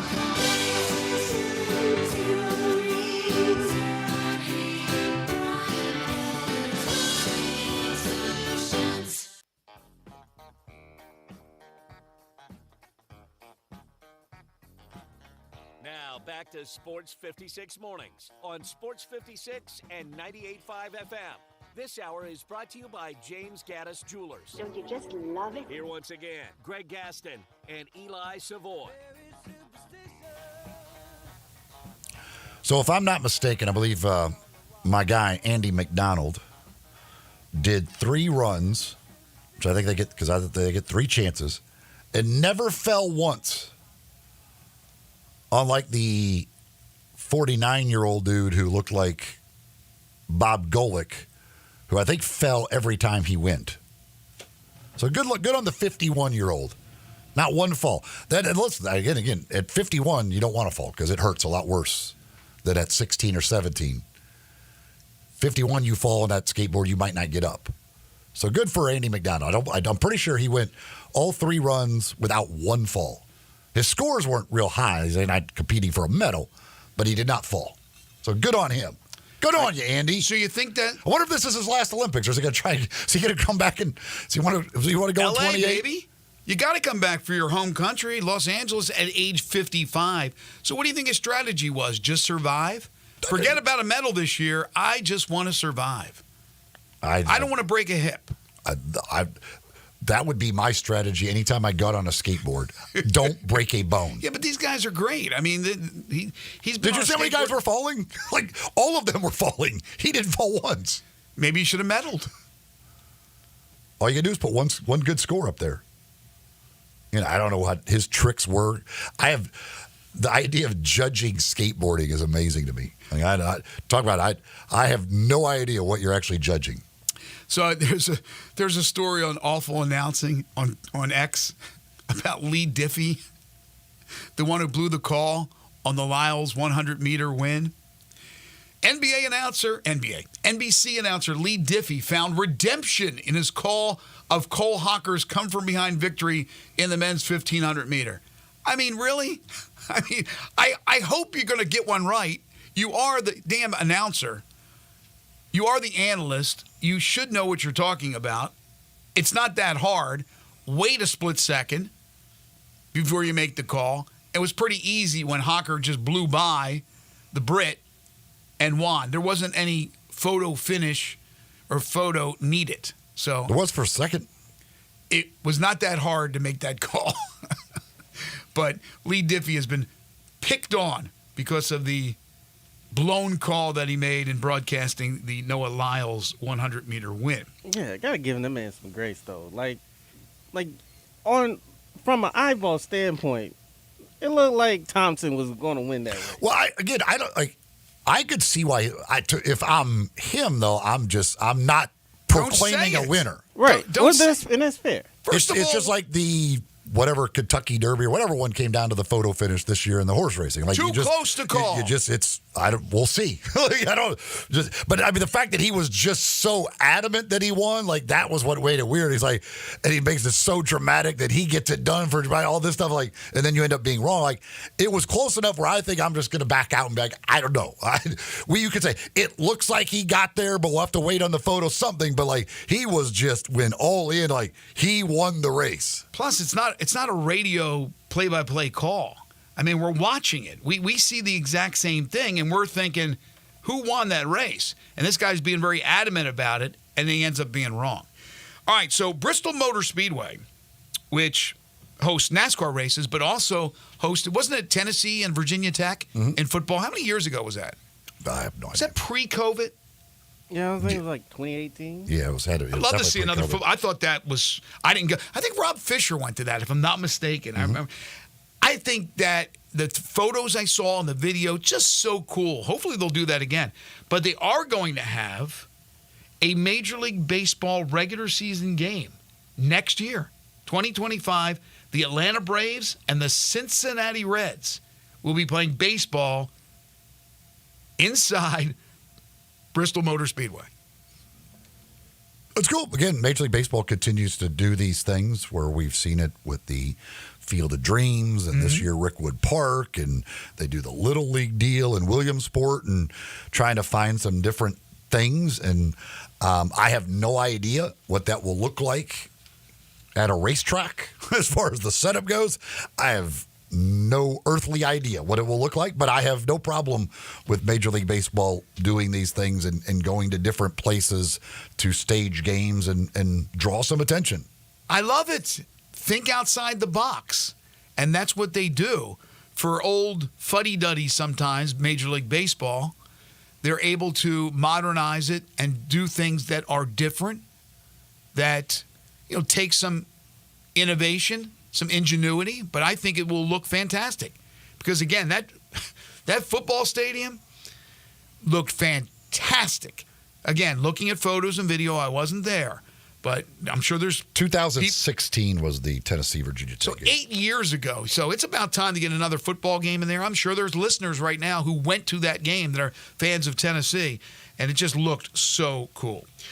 Charles Barkley says he won't retire. How about that? Will remain with TNT. We'll see. We'll see. When the offers start to roll in from NBC or whatever, we'll see if Charles Barkley ends up staying at TNT. But the whole premature I'm retiring thing, like I said on the air, wasn't happening.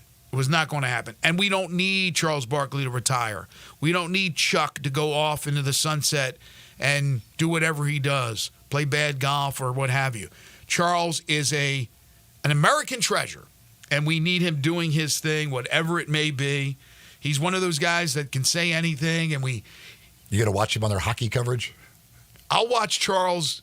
I'm watching him on that golf coverage when they play in Vegas, and he's just, no matter what he says, even when he says something, when he gets into a political stance or whatever, you just kind of like take it with a grain of salt or laugh it off. Or, I mean, I'm not going to, for my voting purposes, I got to go to the source. I got to go to Charles Barkley, but he's just great. He's a colorful character. He's fun to listen to. I love how he's not afraid to go after somebody, calling them even worse than you knucklehead. So retiring, when I heard that, I was like, nah, that's not happening. And he's not going to. Again, he can always change his mind, but he says he will remain with TNT. I just think he's going to get a huge offer. $200 million will do. Yes, but I still think NBC, somebody's going to come at him. Something's going to happen where he is going to be a part of. He's going to be a part of the NBA. He's gonna. It just doesn't make sense not to have him. Shoot 360 Memphis, it doesn't make any sense if you're a basketball player looking to become a better shooter that you don't join Shoot 360 Memphis, with 2 locations in the Memphis area, in Collierville, and now a brand spanking new state-of-the-art facility in Cordova, which I just visited in the last week. You can become a member at either or a member at both, and they now have transitioned to monthly memberships. So really what you need to do is go there, sign up for a month, have fun, enjoy it, and then if you really, really like it, sign up for longer. If not, no harm, no foul. You got 1 month of this terrific modern technology and analytics to help you improve your game. The facility is equipped with advanced shooting machines that provide real-time feedback on shooting accuracy and arc and depth, plus passing skills that they also provide. And players can track their progress and analyze their performance. It's players of all skill levels that can benefit from the personalized training programs that they offer. They use something called NOAA Analytics. It was developed by smart people from NASA and Carnegie Mellon College. So everything the athletes do in their facility is recorded and stored in a member's app, and you can watch their progress in real time. So again, all you basketball players out there, parents of basketball players, grandparents, aunts, uncles, coaches, whatever the case may be, do yourself a favor, have your young ones head over to Shoot 360 Memphis and become better shooters in the process. You can do so online. You can sign up, Shoot 360 Memphis, or give them a call, set up a tour, 901-316-5500. That's 901-316-5500. It's Shoot 360 Memphis, where the preps and pros go to get their shot on. Hour 3 on the way. We open up with Grizzlies and NBA talk with DeMichael Cole. This is Sports 56 Mornings with Greg and Eli on Real Sports Talk, Sports 56 and 98.5 FM.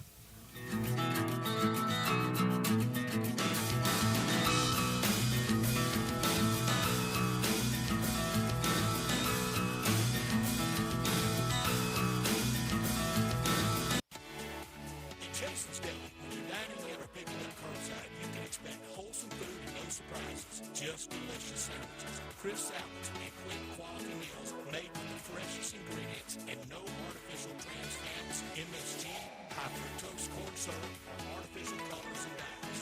Around here, a lot of thought goes into what we put into our food and what we take out of it. Because you're not just taking a bite, you're getting a taste of who we are. New items are constantly being created to expand our menu for all tastes and special diets, vegan and gluten-free options available, convenience, and on-time delivery you can count on. It's just a click away at jasonsdeli.com. So whether you need to feed 5 people or 5,000, the team at Jason's Deli, they have the credentials and the commitment to keep you satisfied. Freshness is nearby at Jason's Deli, locations at Ridgeway and the Park Place Center, Poplar Highland, Germantown Road in Cordova, and Goodman Road in Highland Branch. Jason's Deli, it's wholesome food and no surprises. For over 8 decades, America's farmers have counted on the Little Red Tractor from Case IH, the Farm All, to help them make short work of their demanding chores. Well, Mid-South Ag can show you they aren't just for farms anymore. With horsepower ranging from 30 to 105, plus an army of attachments, they can tackle every chore on your to-do list, from hauling and mowing to loading and towing and then some. Stop by Mid-South Ag Equipment or call 662-890-3141 to find a Case IH Farm All that's right for you. Hi, this is Troy Fiveash, owner of Fiveash Roofing. In these uncertain economic times, there are so many things as a contractor and a business owner that I cannot control. The rising cost of materials, not to mention fuel and transportation costs. In the last 2 years, shingle prices have almost doubled, and commercial materials have doubled. And I don't have to tell you what fuel costs these days. But you know what I can control? How much markup I put on a project. I have always prided myself in knowing I never gouge a customer. But in an effort to ensure my crews have work and my customers are being treated fairly, I have lowered my profit margin, hoping to give you a price you can live with and keeping my crews busy. So if you need a roof or gutters, please give us a call. Five Ash Roofing, fair, honest, and ethical. Five Ash Roofing, a proud sponsor of Tiger Athletics and a member of the Tigers home team. 367-0050 or MemphisRoofer.com. 367-0050 or MemphisRoofer.com.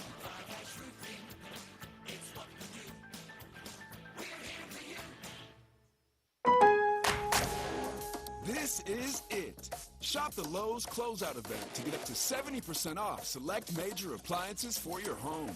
Plus, get up to 60% off select patio furniture and accessories for your outdoor spaces. So hurry into your local store today because these deals are too good to last. Shop them now before they're gone because Lowe's knows savings. Lowe's knows home improvement.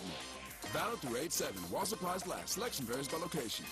They're taking care of beerness in Memphis right on the river with Grind City Brewing and all of their great products. Look, this was a dream come true for a father and son duo. And if you have not been to that brewery right on the river, just to the north of downtown, you're really missing something special. And now you can't miss their products. Wherever you go, you see a brand new label. It's clean, it's beautiful, it's distinctive. You'll know Grind City Brewing, and of course you know their products like Poppy's Pills, that great Pilsner, or Tiger Tail, that very creative craft malt liquor. There's the new Thaddeus Amber Lager. That is absolutely a great light beer. There's the India Pale called Godhopper. It's outstanding. And then there's the Belga, the Belgian-style wheat ale.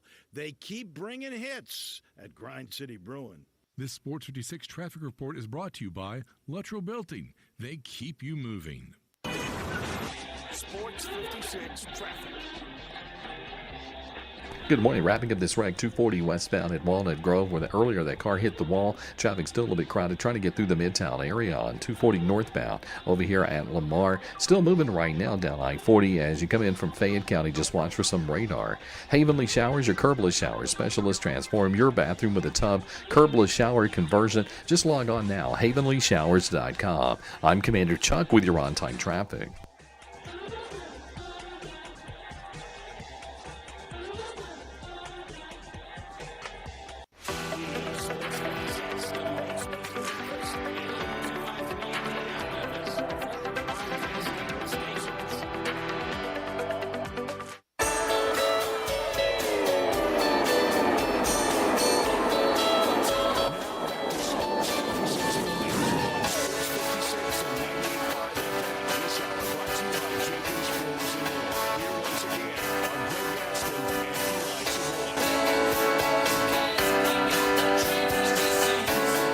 Welcome back. 9:04 the time.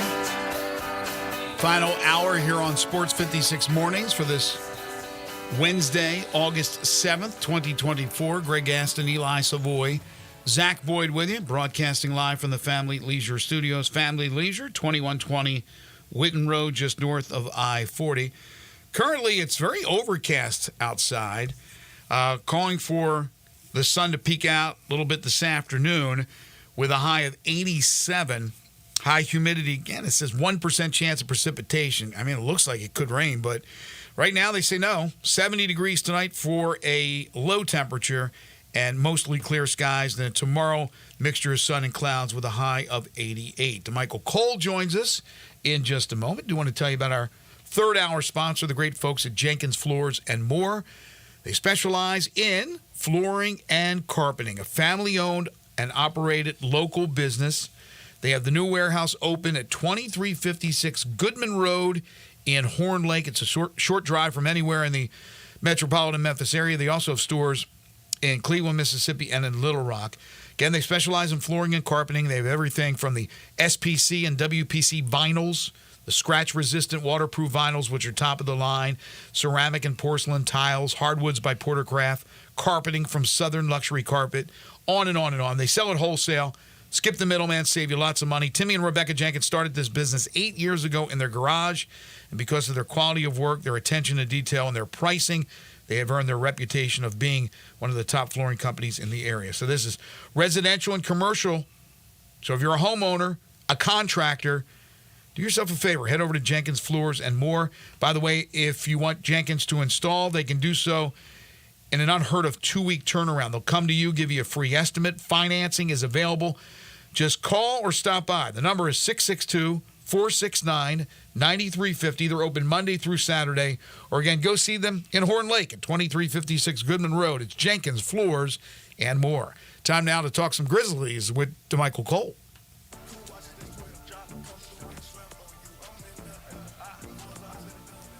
time to talk some Grizzlies basketball. Joining Greg and Eli is DeMichael Cole, Grizzlies beat writer for the Commercial Appeal. Here's DeMichael with Greg and Eli.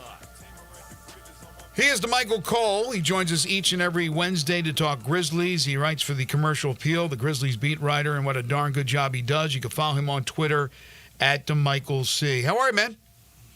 I'm doing pretty good, guys. How we doing? Doing good. I guess right now, kind of the lull in the action with the Grizzlies and the next 2 months before camp opens up. You know, we'll have NBA news here and there. Right now, it's all about the Olympic Games. I'm sure you've been watching. I don't see any issues. I don't foresee a problem. If they don't win the gold, that will be a big shocker. But it seems like they're getting better and better with each passing game. Yeah. I mean, this team is a little bit different than, like the World Cup team, the last one that we saw, and even the 2021 team that lost the game before winning gold, or 2020, whenever that Olympics was. But basically, this team basically, like with LeBron James in the lineup, Devin Booker, Steph Curry, like you have basically so many guys who averaged over 5 assists in NBA games, and their ball movement is just better. So, just you can tell, you can see it. Like with the more reps that they get, they're playing well, and I'm having fun watching them because I don't like those those times when USA just goes isolation basketball, and that's how the World Cup team was last year. You kind of just figured like this ain't gonna work, but this team, they get out in transition, they can beat you with sets, and of course they're obviously the most talented team. It's so fun to watch LeBron just run the offense because he is such a great passer, and he's such a willing passer. And when you got these types of players, no matter where he throws it, you've got some great player who can finish it. Like his passing is absolutely amazing at times. You know what's scary to me? Like I used to say it a couple years ago. Like it's been a couple years, but now it's still in the back of my head. I used to say to my friends, like, what if LeBron on the decline turns into like a prime Magic Johnson? Like, and maybe that's a little bit, a little exaggeration, but like, it's kind of, his game is morphing into, you can see it. Like, it's going to be less of the dominant scoring, 40-point games or whatever, and more of the just, I can control the game by knowing, where everyone is going to be at every, I mean, there was a play he didn't even complete yesterday. Yeah. It just blew my mind. Because I pride myself on seeing things like, oh, okay, that's the pass they're going to make. LeBron James is dribbling up the court, and it was in transition. And Devin Booker, is running to the basket. And I think there was another. I think maybe it was like Jason Tatum or Steph Curry. Steph Curry was in the right corner. So Devin Booker runs over to the right corner to set a screen for Steph Curry. Then he rescreens, comes up to LeBron's man, and as soon as before he flips the screen, LeBron already has his hand in the air to throw this pass in between two guys, and they ended up kicking it. But I was just like, how did he know that Devin Booker doesn't slip screens normally? Like, this is one of the most prolific shooters in the league. Like, it's just he saw the defense because Devin Booker, when he flipped, there was no one behind him. So it's just little stuff like that. I'm like, man, but yeah, that's what I think when I'm watching it. I'm like, his decline is going to be like prime Jason Kidd or Magic Johnson or something. That the inbounds to Tatum yesterday on the alley-oop, I mean, that pass was exactly where it has to be. Yeah, that's like some quarterback stuff, right? I mean, look, I can. It's easy for me to see him in his quote unquote worst days being a 11 assist guy. I'll tell you one thing though, and you already pointed it out about the passing of this team, the ball movement, as opposed to ISO basketball, which is what the NBA is about. I don't enjoy a lot of times watching an NBA game and seeing basically ISO basketball. Now, I do love breakaways and windmill dunks and high-flying acts and things of that nature, or big threes at the buzzer. But just the isolation basketball, I don't dig it. The passing that I'm watching from Team USA is some of the best I've seen in a long, long time. And I'm really enjoying their camaraderie and their chemistry on the court. It's fun to watch simply because there are these narratives that come with American basketball, which I'm sure both of you are familiar with hearing. When you hear about the rest of the world, what are the main things we hear? We hear, the skill level around the world is high. Mm-hmm. It's less isolation. They run more sets. And you see it like yesterday. They play more as a team. Mm-hmm. Exactly. It's less. But in America, you hear, you've come through the AAU circuit. Everyone wants to be on the next Hoops mixtape. It's all about the crossover. Right. You don't have the fundamentals like the Europeans have. Exactly. We're less focused on fundamentals and more about, isolation basketball. Dribble, cross a guy over. And the World Cup last year, it kind of looked like that at times. It was like that's why other countries less talented, even though we didn't send the most talented roster in the world to the World Cup last year, we still had the most talented team. The most talented country out there, but you watch this group play. I mean, with LeBron James, and then Devin Booker has been really good as a secondary. I think Devin Booker's probably leading the team in assists still. But it's not with him being like a guy who's playing heavy pick and roll. It's LeBron finding him in action and Devin Booker putting pressure on the defense where they don't know if he's going to score or shoot. I mean, he's going to score or assist, and finding open teammates. And it's Steph Curry as well. It's just so many different guys. And it's fun to see because this is when the Team USA is just at its best. Like, of course, we can beat you out in transition and just dominating with talent.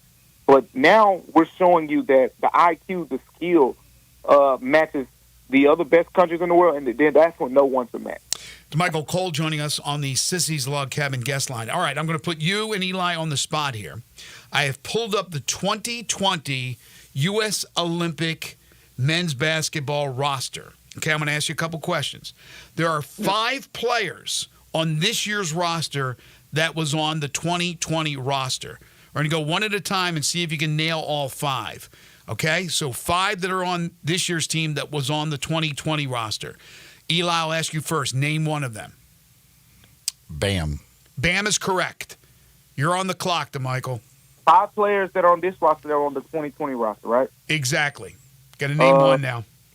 Okay, Kevin Durant. Let's get the easy one out the way. That's correct. Eli.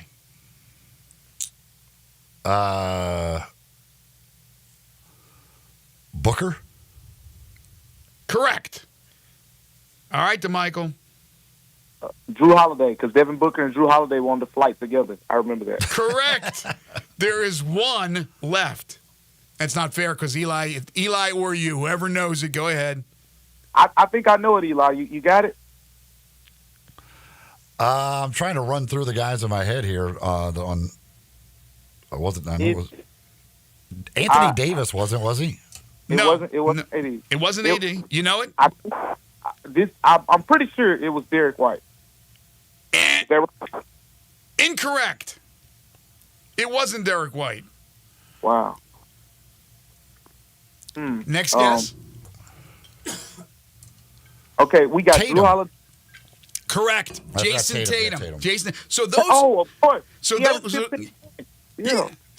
are the only 5 that was on the team in 2020 compared to this year's team. Now, let's see if you guys can name the other 7 that was on the 2020 Olympic team, U.S. Olympic team, that's not on the team this year.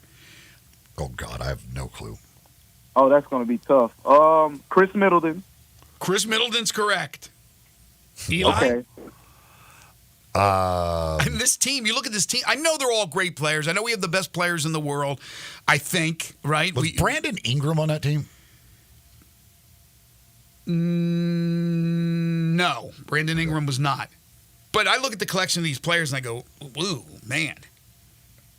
Again, they're all great, don't get me wrong, but compared to some of these other players. All right, you got a guess, DeMichael? I just remember Kevin Durant carrying that squad. Man, another player that was on that team. If you don't have a guess, I'll rattle them. DeMar DeRozan? No.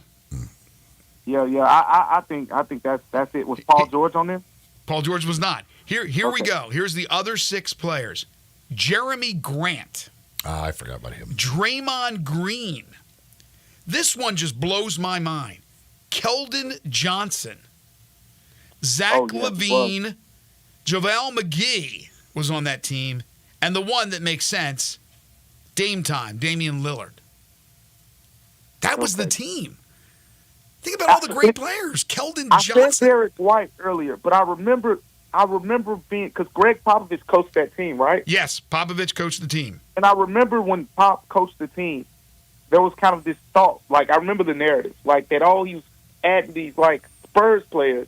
But I remember Derek White was on the World Cup team, and then Keldon Johnson joins the Olympics team, and it's like, why are these, at the time they were Spurs players who hadn't really made a big name for themselves playing on those types of there was look, they say they also put the list of candidates, so I guess these guys had at least were named, right? Because you would think everybody was a candidate, but when they got down to, I think, 40-something players, guys like Marcus Smart was on there, Klay Thompson, LeBron, Anthony Davis, Jimmy Butler, Steph Curry, Donovan Mitchell, Chris Paul, Kyrie Irving, James Harden, Jaylen Brown, Mike Conley, DeMar DeRozan, you mentioned, Eli, Paul George, you mentioned him. On and on and on. Brandon Ingram, Kawhi Leonard, all these names. Russell Westbrook, Kemba Walker, Derek White on that list. Yet that was the team that we put together. Well, COVID was a whole different No, beast. I understand. I understand why. I'm sure a lot of guys are like, I ain't doing this thing. I know you, DeMichael, wrote about Grizzlies players who we could see in 2028 Olympics. Yep. I believe, as long as he doesn't get in any more trouble off the court, I believe Ja absolutely will be a member of that team. Now, I know there's some politics, whatever, but if you were betting right now, what Grizzlies players you think will be in the 2028 Olympics? Okay, so we're talking Grizzlies players, period, not just Team USA, right? Correct. Okay, Santi for sure. Now, of course, like I wrote in the story, the only question with Santi is if he's going to be, with the Grizzlies. Yeah. They don't necessarily have to be a Grizzly then, but current Grizzlies who will be in those Olympics. Santi Aldama. I'm going to split between Zach Edey and Brandon Clark. I'll say Zach Edey for sure. Brandon Clark is a little more in the air. But, both Canadians. He has, and if you watch the Canadian team throughout this time, and when they lost, the front court issues were so obvious. It's like they need Brandon Clark and Zach Edey bad. So let's say Brandon Clark and Zach Edey. Because I think 2028, as I wrote in the story, it's going to look much different for the Memphis Grizzlies than 2024 did. Ja Morant, I think, is a sure bet for 2028. The other guy who I think is probably a sure bet is Desmond Bain. And that's probably going to surprise some people, but what I know is the Team USA, like the talent evaluated people, Grant Hill, they love Des. He was in the running for an Olympic spot this year. He would have been on the FIBA World Cup team if, he didn't have the injury that he had to have the procedure on in the offseason and whatnot. Desmond Bain has high regard. And quite frankly, if you look at the role that Devin Booker's playing right now, it's so coveted. Like it's the star kind of blossoming into a lesser but impactful role. Defending at a high level, knocking down all the open shots, and being a secondary playmaker as that starting two guard. Des can do that. Well, let's go a little farther. So you're saying 2 of the 12 5 guys off this Grizzlies team Olympians in 2028. For sure. Yeah, and that would be just like if they're all still together and you had that. Yeah. Say it again. If their team was all still, if they stay all still on the Grizzlies, and the Grizzlies in 2028 had 5 Olympians that year on their roster, Kleiman's worst nightmare. Oh my goodness, they be holding their breath. But they do like for the especially like with Santi, they love for Santi to go out there. And, the Zach Edey situation was a little bit different considering his rookie year. And then of course Brandon Clark coming off an Achilles injury. Like there's so many circumstantial things that go into it. Like there might be a guy or two, but they should at least have 3. Yeah, but they're happy for Santi because he's like the 7th guy on their team. And certainly, I'm sure they'd be holding their breath if Ja and Dez were out there playing in the Olympics. And when you could, Jaren certainly will be a candidate. Oh, for sure. But he didn't help himself last year. He didn't help himself on that world team, that FIBA team. Go ahead. But the thing is, if they if they kind of construct a roster like this one, like I know Jaren probably doesn't have any jealousy seeing it, but I'm sure there's some Grizzly fans that see like coming off the bench when they go to that Bam and Anthony Davis lineup, they just dominate teams. It's like that's what they should have been doing with Jaren. Right. But the chance that a quarter of the 2028 U.S. Olympic men's basketball team is going to be Grizzlies, I'm sorry. I'm not buying into that. There's no way they're throwing 3 Memphis players on there. But let me ask you this, and I asked this of Matt Moore, who joined us yesterday. I believe it was yesterday. Okay, who on the team right now are carryovers? Who's going to be on the 28 team that's on the team right now? I'm going to add these all up and see what we come up with. I'll say Tyrese Halliburton. These are for sure thing? Halliburton? Yeah, Okay. yeah, in 4 years for Okay. sure. So Devin Booker and Jason Tatum on there. Absolutely. And, I mean, I don't know if there's another for sure guy. Soon to be 44-year-old LeBron James? No. Bam is a possibility. Bam. Probably will be because he's still. Yeah, He's only like. let's go Bam. He's Go what, Bam. 25, 26 years old still only. Okay. Anybody else? Just for the sake of this discussion. I don't know about for sure. No. Okay. Let's include Bam just to include him, right? And I think there's a good chance. Bam, Booker, Tatum, Halliburton. That's 4. You said Ja and Dez. That's 6. That's half your team right there. Okay. That's half your U.S. team in 2028. Now, the kid from Duke is going to be on that team. With the Cooper Flag? Is that his name? Yep. I'm telling you that kid's going to be on the team. Who else have we got in the NBA right now that are Americans that are going to be on that team? And you can add up and see if. We left off Anthony Edwards. Anthony Edwards is going to be on that team. No question about it. Okay. So you got 7 guys right now. Banchero will be on there. Banchero definitely. Zion, if he's healthy. That's a big question mark. It's a big question. But I think. How about Maxey? Maxey is a solid possibility. I can see. Yeah, Tyrese Maxey. Yep. How about Brunson? I don't think so, honestly. You don't think Brunson? All right. Not in 4 years. I mean, Brunson is what? What is he now? Can't be that old, can he? 27? He is. He's 27. Good guess. But he'll be 28. He'll be 28 this year. Yeah, he'll be 28 less than a month. He'll be 32 by then. Will any of the other Celtics be back? So we're guessing White's not going to be back. Holiday's not going to be back. Drew Holiday's older. I think Jaylen Brown will be on there.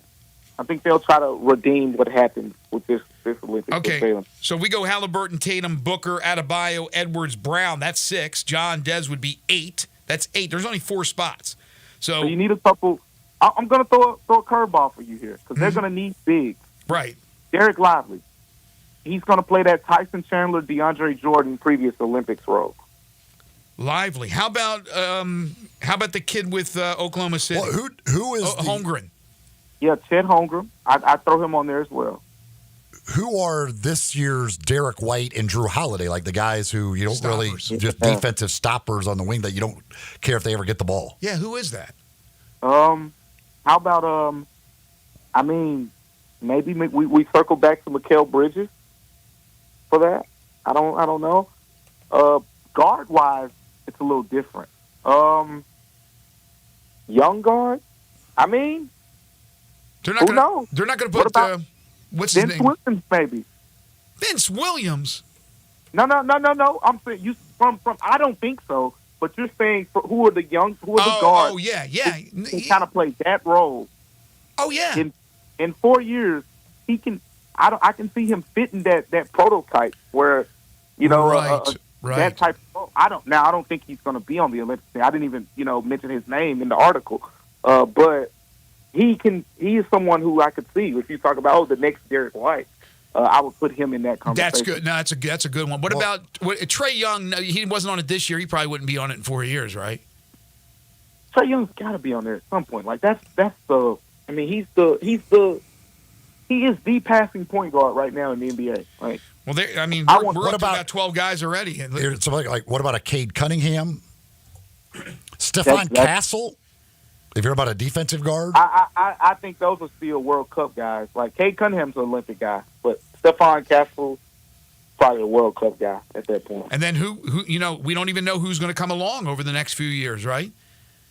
Oh, it's going to be it's always super competitive. Like, I mean, we just saw Kawhi Leonard, bowed out at the last second because of injury. Paul George is talking on his podcast, about being left off. Like, there's going to be some players, left off for sure. No question. It's going to be a fun conversation to see what happens, but they need to take care of business this time around, and I think they will do that. He is DeMichael Cole, Grizzlies beat writer for the Commercial. The French team in 2028. Oh, gosh. Could be very interesting depending on if Risa Shea and Sarr develop. My goodness gracious, that team could be amazing. Gobert would probably be done, right? I don't see Gobert on the 2028 team. They just showed in that last game they don't need him. With Wembanyama and Sarr, they certainly wouldn't need him if Sarr turns out to be good. And then the kid from Atlanta, did you mention him? Yeah, Risa Shea. Yeah, those guys develop. There's a French prospect in this mix. Yeah. He's a top 5 guy. I mean, that's another one. They are really developing players in France. All right, DeMichael, make sure to follow him on Twitter at DeMichaelC. Catch him every Wednesday talking with us here on Sports 56 Mornings. Next week, are you going to do a little golf coverage next week as you did last year? I'll be out there. I'll be out there. So you can either come and see us on Wednesday or still call in, whichever is easier for you. But we'll talk some Grizzlies next Wednesday as well. Thank you, DeMichael. Take care, guys. You too. That's a good conversation. I bet we could have sat here and came up with another 20, 25 names. That's going to be tough. Like, you look at this year's draft. I mean, again, how many of the veteran guys, like if Bam doesn't want to do it, again, you got to praise play. Like Donovan Clingan. Is Clingan in 4 years? Does he make that team if they need a big? I think. Especially as a rim protector. I think I would be pretty confident in saying, and I shouldn't be this confident with the way things go with the Grizzlies, off the court, injuries, that there's going to be one player is going to be on that Olympic team in 2028. I feel good about that, but maybe I shouldn't. You feel like there's going to be one player? There's going to be at least one Grizzly on that team, the Olympic team. Oh, I think Ja will be on that team for sure. Okay. We'll take a timeout, come back with more. This is Sports 56 Mornings with Greg and Eli on Real Sports Talk, Sports 56 and 98.5 FM. Be sure to follow us at Sports 56 WHBQ on Twitter, Facebook, Instagram, and YouTube to watch live video of our shows. Stay up to date with station events and have chances to win prizes. Don't miss out on anything that's going on. Follow us at Sports 56 WHBQ. There is no reason to suffer the Memphis summer heat when you could just haul yourself downtown to Bell Tavern, Memphis's perfect neighborhood bar. There's nothing like the cool, comfortable atmosphere at Bell Tavern. Just grab a table or a stool at the bar and watch the poor suckers that don't know any better walk by in the withering heat in Barbaro Alley when they could be like you, inside Bell Tavern, laughing at other people. I know, it's not nice to laugh at other people, but when they're walking right past Bell Tavern, well, honestly, they kind of have it coming. Simple, smooth, and every sip is easy as to last. Tito's handmade vodka tastes just as good with tap water as it does your favorite mixers. Back in the day, Tito distilled, hand-bottled, taste-tested, sent out to a few friends, then taste-tested again to give you the finest juice around. No frills, no flavors, no fancy labels, just the good stuff, just Tito's. For recipes, videos, and more, visit Tito'sVodka.com. Distilled and bottled in Austin, Texas. 40% alcohol by volume, namely 80 proof, crafted to be savored responsibly. Jenkins Floors and More invites you to their retail warehouse where they pass wholesale savings on to you. Jenkins Floors in Little Rock, Cleveland, Mississippi, and now open in Horn Lake at 2356 West Goodman Road. Specializing in flooring and carpeting, tile, plantation shutters, and blinds, Jenkins makes your life easy with a 2-week turnaround. Contractors, builders, or family projects, call 662-469-9350 for a free estimate. Owners Timmy and Rebecca Jenkins say hello to Sports 56 fans and look forward to your business. Savings. Now that's speaking the Lowe's language. And when you join My Lowe's Rewards for free, the savings just keep coming. Save money with member-only offers, plus earn points when you shop. More points equal more rewards, just for you. Because Lowe's knows you earned it, literally. Learn more about our loyalty program at Lowe's.com/MyLowe'sRewards and become a member for free today. Program subject to terms and conditions. Points are awarded on eligible purchases. See Lowe's.com/terms for full details. Subject to change. There are many real estate companies out there, but then there's Banyan Tree Realtors on the Cottonville Town Square. There are hands-on, family-owned boutique real estate companies whose agents have been offering exceptional attention to their clients for over 40 years. In an ever-changing world, Banyan Tree continues to maintain a small-town personal charm while providing a worldwide connection through its internet marketing presence. Personal service will never go out of style at Banyan Tree Realtors. Their agents are people you can trust, offering service you deserve. From residential homes to commercial properties, farmland, land lots, and historical houses, Banyan Tree has the expertise you can rely on. So if you're downsizing, upsizing, moving in, or moving on, give Banyan Tree Realtors a call today. Craig Smith and Mary Jean Smith and their agents are ready to serve you. Call today at 901-620-8920 or 901-359-2520. Now back to Sports 56 Mornings on Sports 56 and 98.5 FM. This hour brought to you by Jenkins Floors and More. Here once again are Greg Gaston and Eli Savoy. So, Ian Rappaport reports that the NFL has fined the Lions and Giants $200,000 each for the fights at the joint practices. He says all NFL teams were reminded in a memo sent last month that fighting and unprofessional conduct at joint practices would not be tolerated.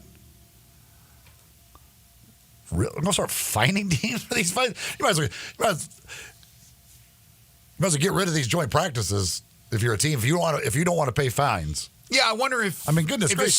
This is going to happen every one of these things. Yeah, but I wonder if a simple pushing, shoving between maybe two players, that wouldn't merit a fine. But when it turns into a little bit of a melee with everybody getting involved, then it becomes finable.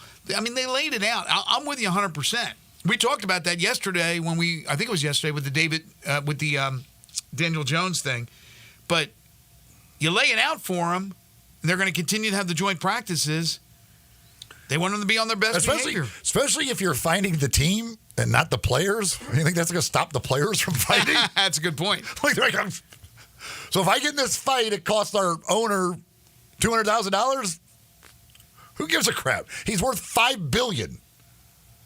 What's his name? John Mara for the Giants. Yeah, I mean, like John Mara's like, there you go. Let me get it. Any player's going to be like, oh, I would fight, but the organization will have to pay a $200,000 fine, so I don't want to do that. Like, what? Who cares for them? Well, if it starts to get really ugly for teams and the league, the joint practices will be done away with. They won't have them. But again, they laid out the law, and when it turns into a melee, which it will happen a few times, no question about it, that they will have to pay the piper. So I mentioned earlier the women's golf getting underway today in the Olympics, and Céline Boutier of France at home is the leader, 7 under through 16 holes as a 3-shot lead. Lilia Vu of the U.S. is third. She's 3 under through 16. Nelly Korda shot an even par. So did Rose Zhang. Both shot even par rounds. Charlie Hull, who is not allowed to smoke her cigarettes. Really? Yeah, they said no to cigarettes on the course. Which she's going to have withdrawals. I don't know necessarily why. If that they don't, but they're not allowing her to smoke cigarettes on the course like she likes to do. And it clearly has had an effect. Shot 81. I'm telling you, it sounds crazy, but I guarantee it had an effect. She's used to that. Doesn't sound crazy at all. There's a reason she smokes cigarettes on the course. She's addicted to stuff. Right. Take that away, it's going to have an effect. Well, yes and no. I mean, some people can survive a couple hours without their, doing something to with their addiction. I mean, you can be addicted to anything. You can be addicted to freaking Diet Coke, which I think I'm addicted. I think I could last the whole show here without drinking a Diet Coke, but slightly different than nicotine. I understand, but it's addictive. It's very addictive. What's in soda and stuff like that. But, yeah, there's no question it's affected her. I enjoy watching her. She's an attractive young lady. She's good. But to throw up that type of score, are they playing the same course that the men did? I have no idea. I assume so, but I don't. Which, again, I was don't know. Pretty much eaten up by the golfers. It wasn't that hard for them. Apparently, Finland's women's golf program not real good. The only two golfers worse than Charlie Hull are the two Finland golfers. One shot 82, one shot 84. You don't get much practice time in Finland. Finland got some work to do on the old women's golf program. The last two. They're the last two. I saw this story during the break from our buddy David Cobb. You hear an awful lot here on this station. Does a great job with CBS Sports. He put together a list of the best college football program from each state. And you would think that, oh, man, there could be some, like a lot of debate going on. But it's pretty clear cut with, like, most of these states. Some basically have one. Like New Jersey, it's Rutgers. Sure, there's D2 and D3, but this is FBS or FCS, according to his list. But, I mean, the only ones I see that are, like, debatable, probably Virginia, where you can go Virginia Tech. I don't think the University of Virginia is going to be that good, but he went Liberty. Of course, they were the Group of 5 representative in the playoff, and at 13-1. I said yesterday, I don't believe that Liberty is going to be given the benefit of the doubt this time around. If they are undefeated, 13-0, and there's a one-loss team from the American or a one-loss Mountain West champion, presumably Boise State, that they'll get the nod over Liberty. Utah's always a debate between the two. The Holy War, BYU and Utah. He goes Utah there. Texas is Texas, and I don't even think it's close. You think about all the schools in Texas. Texas A&M transition could be okay. Elko, the new coach. But Texas Tech, even TCU, which played in a national championship game not long ago. You have North Texas. You have a bunch of them. Houston. I don't think there's going to be a lot of really good teams in Texas, and there's a lot to choose from. But Texas is certainly there. Tennessee, he said it's a tight race between Tennessee and Memphis. Both teams have college football playoff aspirations in 2024, but the Volunteers get the nod since they are 20-6 over the past 2 seasons. Any issues with that? No. Not at all. South Carolina, I think it's clear cut. The Gamecocks, I think, take a step back. I think Clemson will be good. I don't know how good. Not bringing in portal guys. Who did he put for Oklahoma?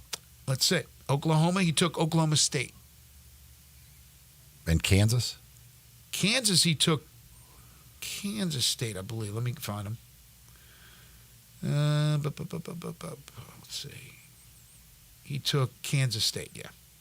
He took Kentucky over Louisville. And Florida? You looked them up. Louisville won 10 games last year? Don't even remember that. Florida took Florida State. And there are just so many huge games early in the season. Again, I was kind of looking at the schedule for the SEC teams early in the year. And August 31st, you have Georgia playing Clemson. You have Texas going to Michigan on September 7th. You have Alabama going to Wisconsin on September 14th. You have LSU and USC in Vegas on September 1st. Oh, let's see what else we have here. Tennessee and NC State. We just talked about that last hour. That'll be in Charlotte. That'll be on September 7th. Texas A&M opens up at home against Notre Dame on August 31st. Florida plays Miami at home on August 31st.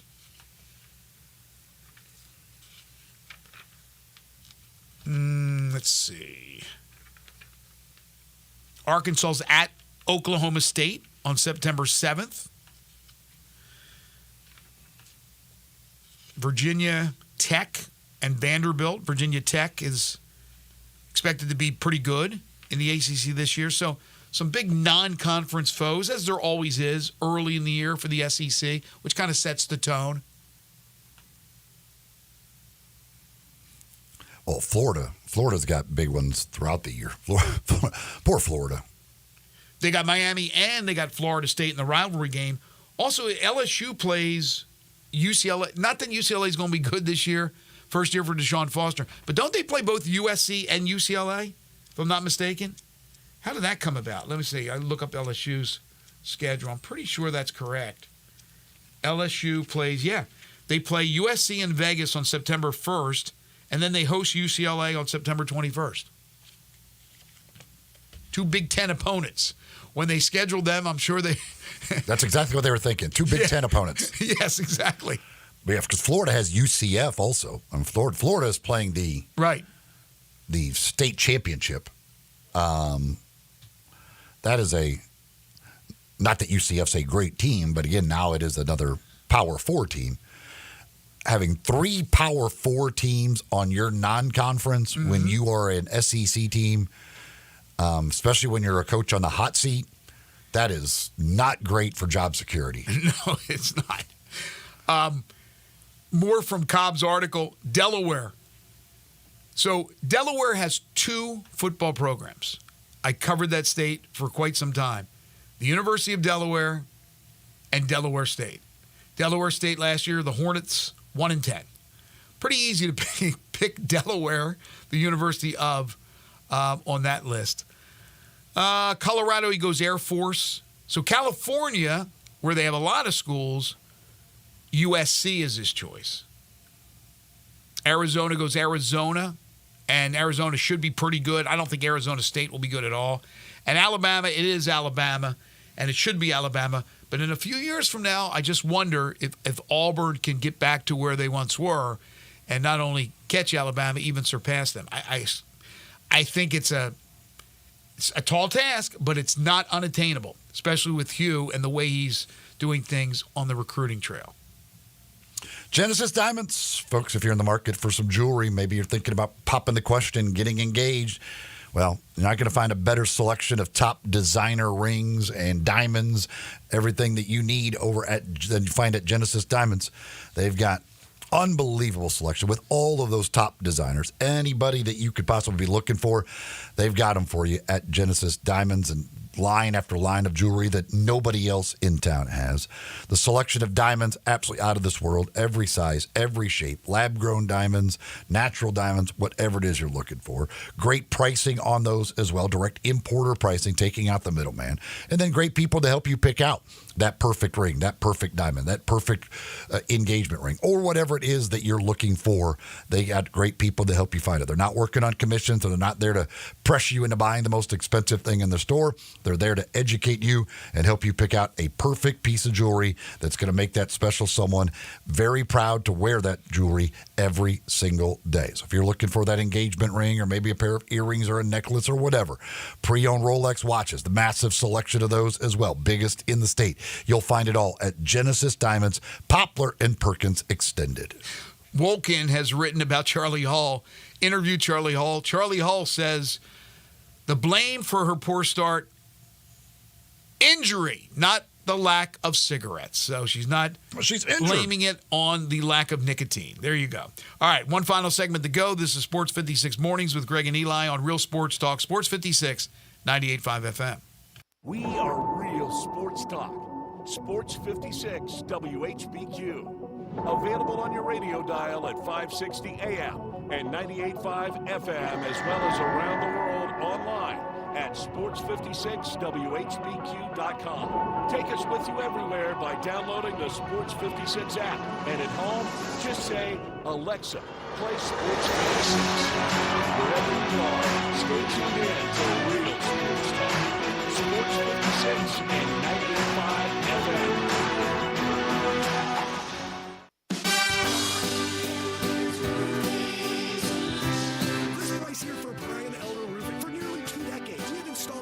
best roof systems across the Mid-South. To the tens of thousands of clients we've served, we're honored. So many of you call our team at Brian Elder Roofing your roofers. Our team is dedicated to serving you and keeping your family safe, dry, and mold-free. The recent hailstorms have caused massive damage, and many of these will go unnoticed for years, even though the golf ball-sized hail we just experienced in the Mid-South compromises even the best-built roof system. Whether we find damage or not, your photos are securely stored for future reference. Call Brian Elder Roofing today for a total evaluation of your entire roof system free. We will not try to sell you a roof if all you need is a repair. Call me at 901-867-0303. That's 901-867-0303. Or visit us online at brianelderroofing.com.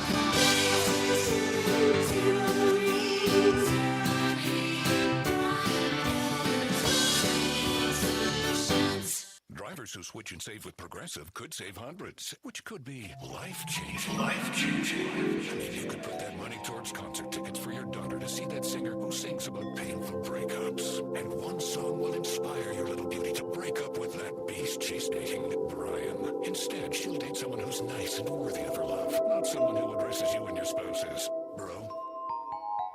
And it's all because you could save money switching at Progressive.com. Progressive Casualty Insurance Company and affiliates, not available in all states. Did you know your skin is the largest organ of your body? Huh? That's why you should shower with Old Spice Super Hydration Body Wash instead of plain old bar soap.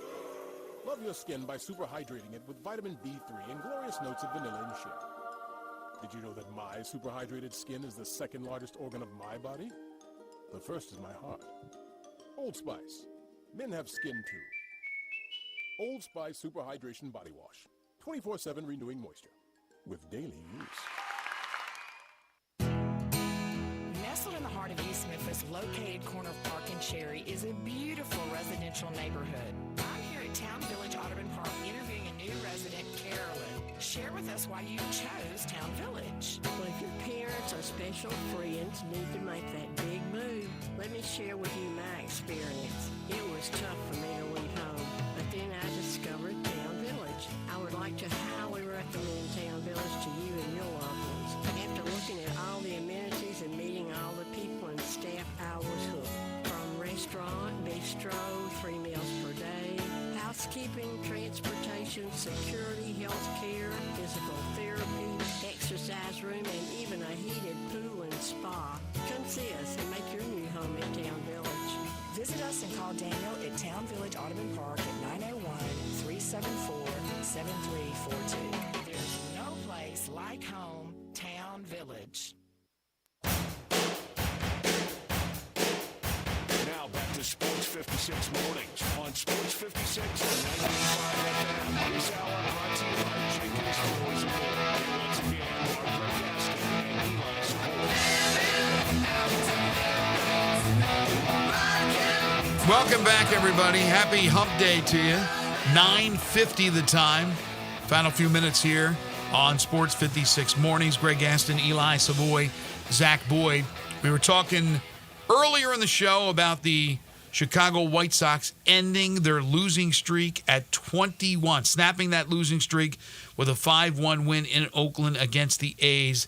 This was their announcer, the White Sox announcer, John Schifrin, on the call as the White Sox won their 28th game of the season. This could do it. Out to left field coming in. Benintendi. And the streak is over. After 21 L's in a row, the White Sox come to the West Coast and get their first win in a long time. Say it with me. Southside, stand up.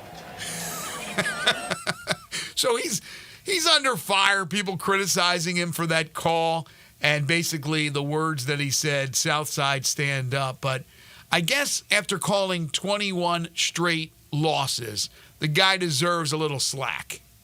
Slide him a little slack. Well, it's not, 21 in a row, and what, how are they at now? 80, how many losses? 86? I'll look it up. That's their 28th win, so. 88 losses out of, 126 games? 28 and 88, right. I'll all you can do, like, is kind of laugh about it. Like, if you're him, like, it's a miserable existence calling White Sox games on a daily basis. Yeah, I mean, you're 41 games out of first place in early August. You can say whatever you want to say. South Side, stand up. The United States men's volleyball team in their semifinal match lost the first set to Poland. So they are down 1-0 set-wise to Poland in their semifinal matchup in men's volleyball. Okay, and there's still a men's beach volleyball team remaining. Yep, they play this afternoon, I believe.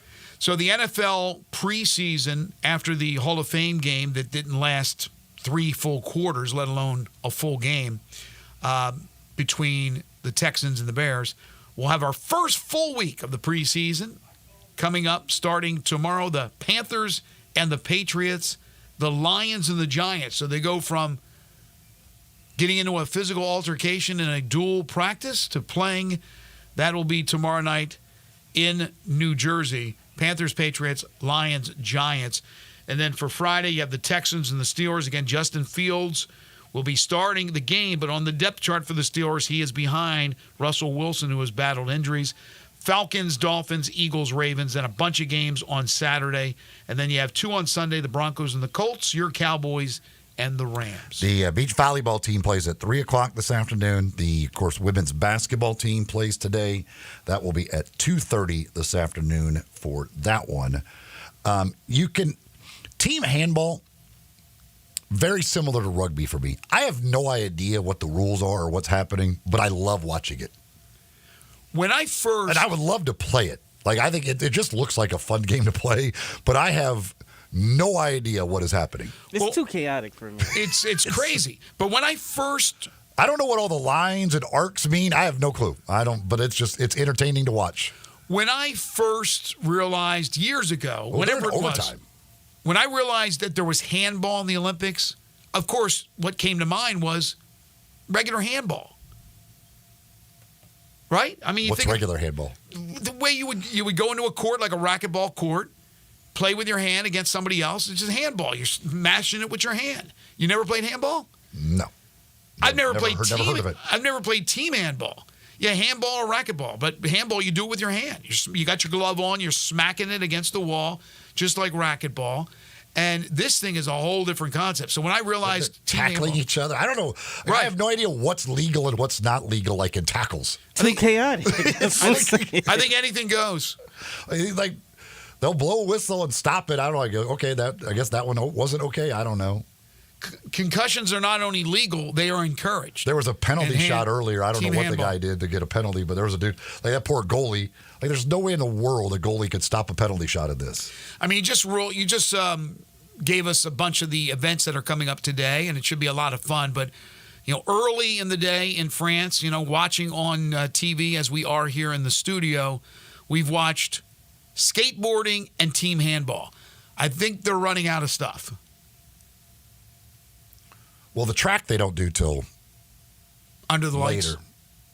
Right. And Noah Lyles will run semifinals today in the 200. The finals are not till tomorrow. Again, think about it, Zach, and I think you were with me on this when we talked about the Olympic sports. And I kind of poo-pooed golf, although golf was great. It was very exciting. Tennis was great. It was very exciting. You got the big names winning. But, a major green jacket win for Scottie Scheffler is going to be more important to him than the gold in the Olympics. I don't care what he says. That's going to be the most important thing to a golfer or a major to a tennis player rather than the gold in the Olympics, although it's still quite the accomplishment. But what are the 3 sports? Track and field we're going gaga over. Swimming we're going gaga over. Gymnastics we're going gaga over. That's it. All the rest are fine and dandy. You can take your surfing from Tahiti and your team handball and your equestrian, and that's great. It's great for those athletes. And I'll watch it every once in a while and go, wow, that's pretty cool. Or watch it like Eli's watching this and going, I don't know what the hell's going on, which happened at rugby. But for 3 things that I know what's going on that I never get to watch at any other time because I don't care to when they're on, which is rare, those 3 sports is what excites everybody about the Summer Olympic Games. Yeah. And right? And shoot, like you mentioned, like we're getting towards the end. Like it didn't dawn on me once all like the bigger, well, not to say bigger, but once all like the swimming, like kind of like gotten to its conclusion over the weekend. It was like, yeah, now we start to feel the conclusion a little. Yeah, now it's just the basketball. And again, hey, I'm waving the red, white, and blue flag, but all right, so LeBron and company win a gold. That's expected.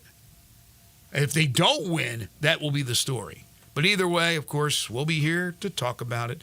That'll do it for us today on this Hump Day edition of Sports 56 Mornings. Want to thank Dave Hooker for joining us to talk Tennessee Vols, and, of course, to Michael Cole on the Grizzlies and the USA men's basketball team. Tomorrow, among our guests, Kerry Miller at 8:25 on Major League Baseball.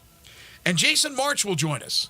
Jason March, assistant coach for the Memphis Grizzlies, former head coach for a long time with the Memphis Hustle, but he coached the Summer League team for the Grizzlies in both Salt Lake City and Las Vegas, where they came so close to winning it all in Vegas. We'll talk to Jason about that, about the players, including Zach Edey and company. That should be a fun conversation tomorrow at 9:05. Join us bright and early, starting at 7 a.m. Wolo and Friends on Sports 56 is coming up next. For Eli Savoy, for Zach Boyd, I'm Greg Gaston. Enjoy your Wednesday, everybody.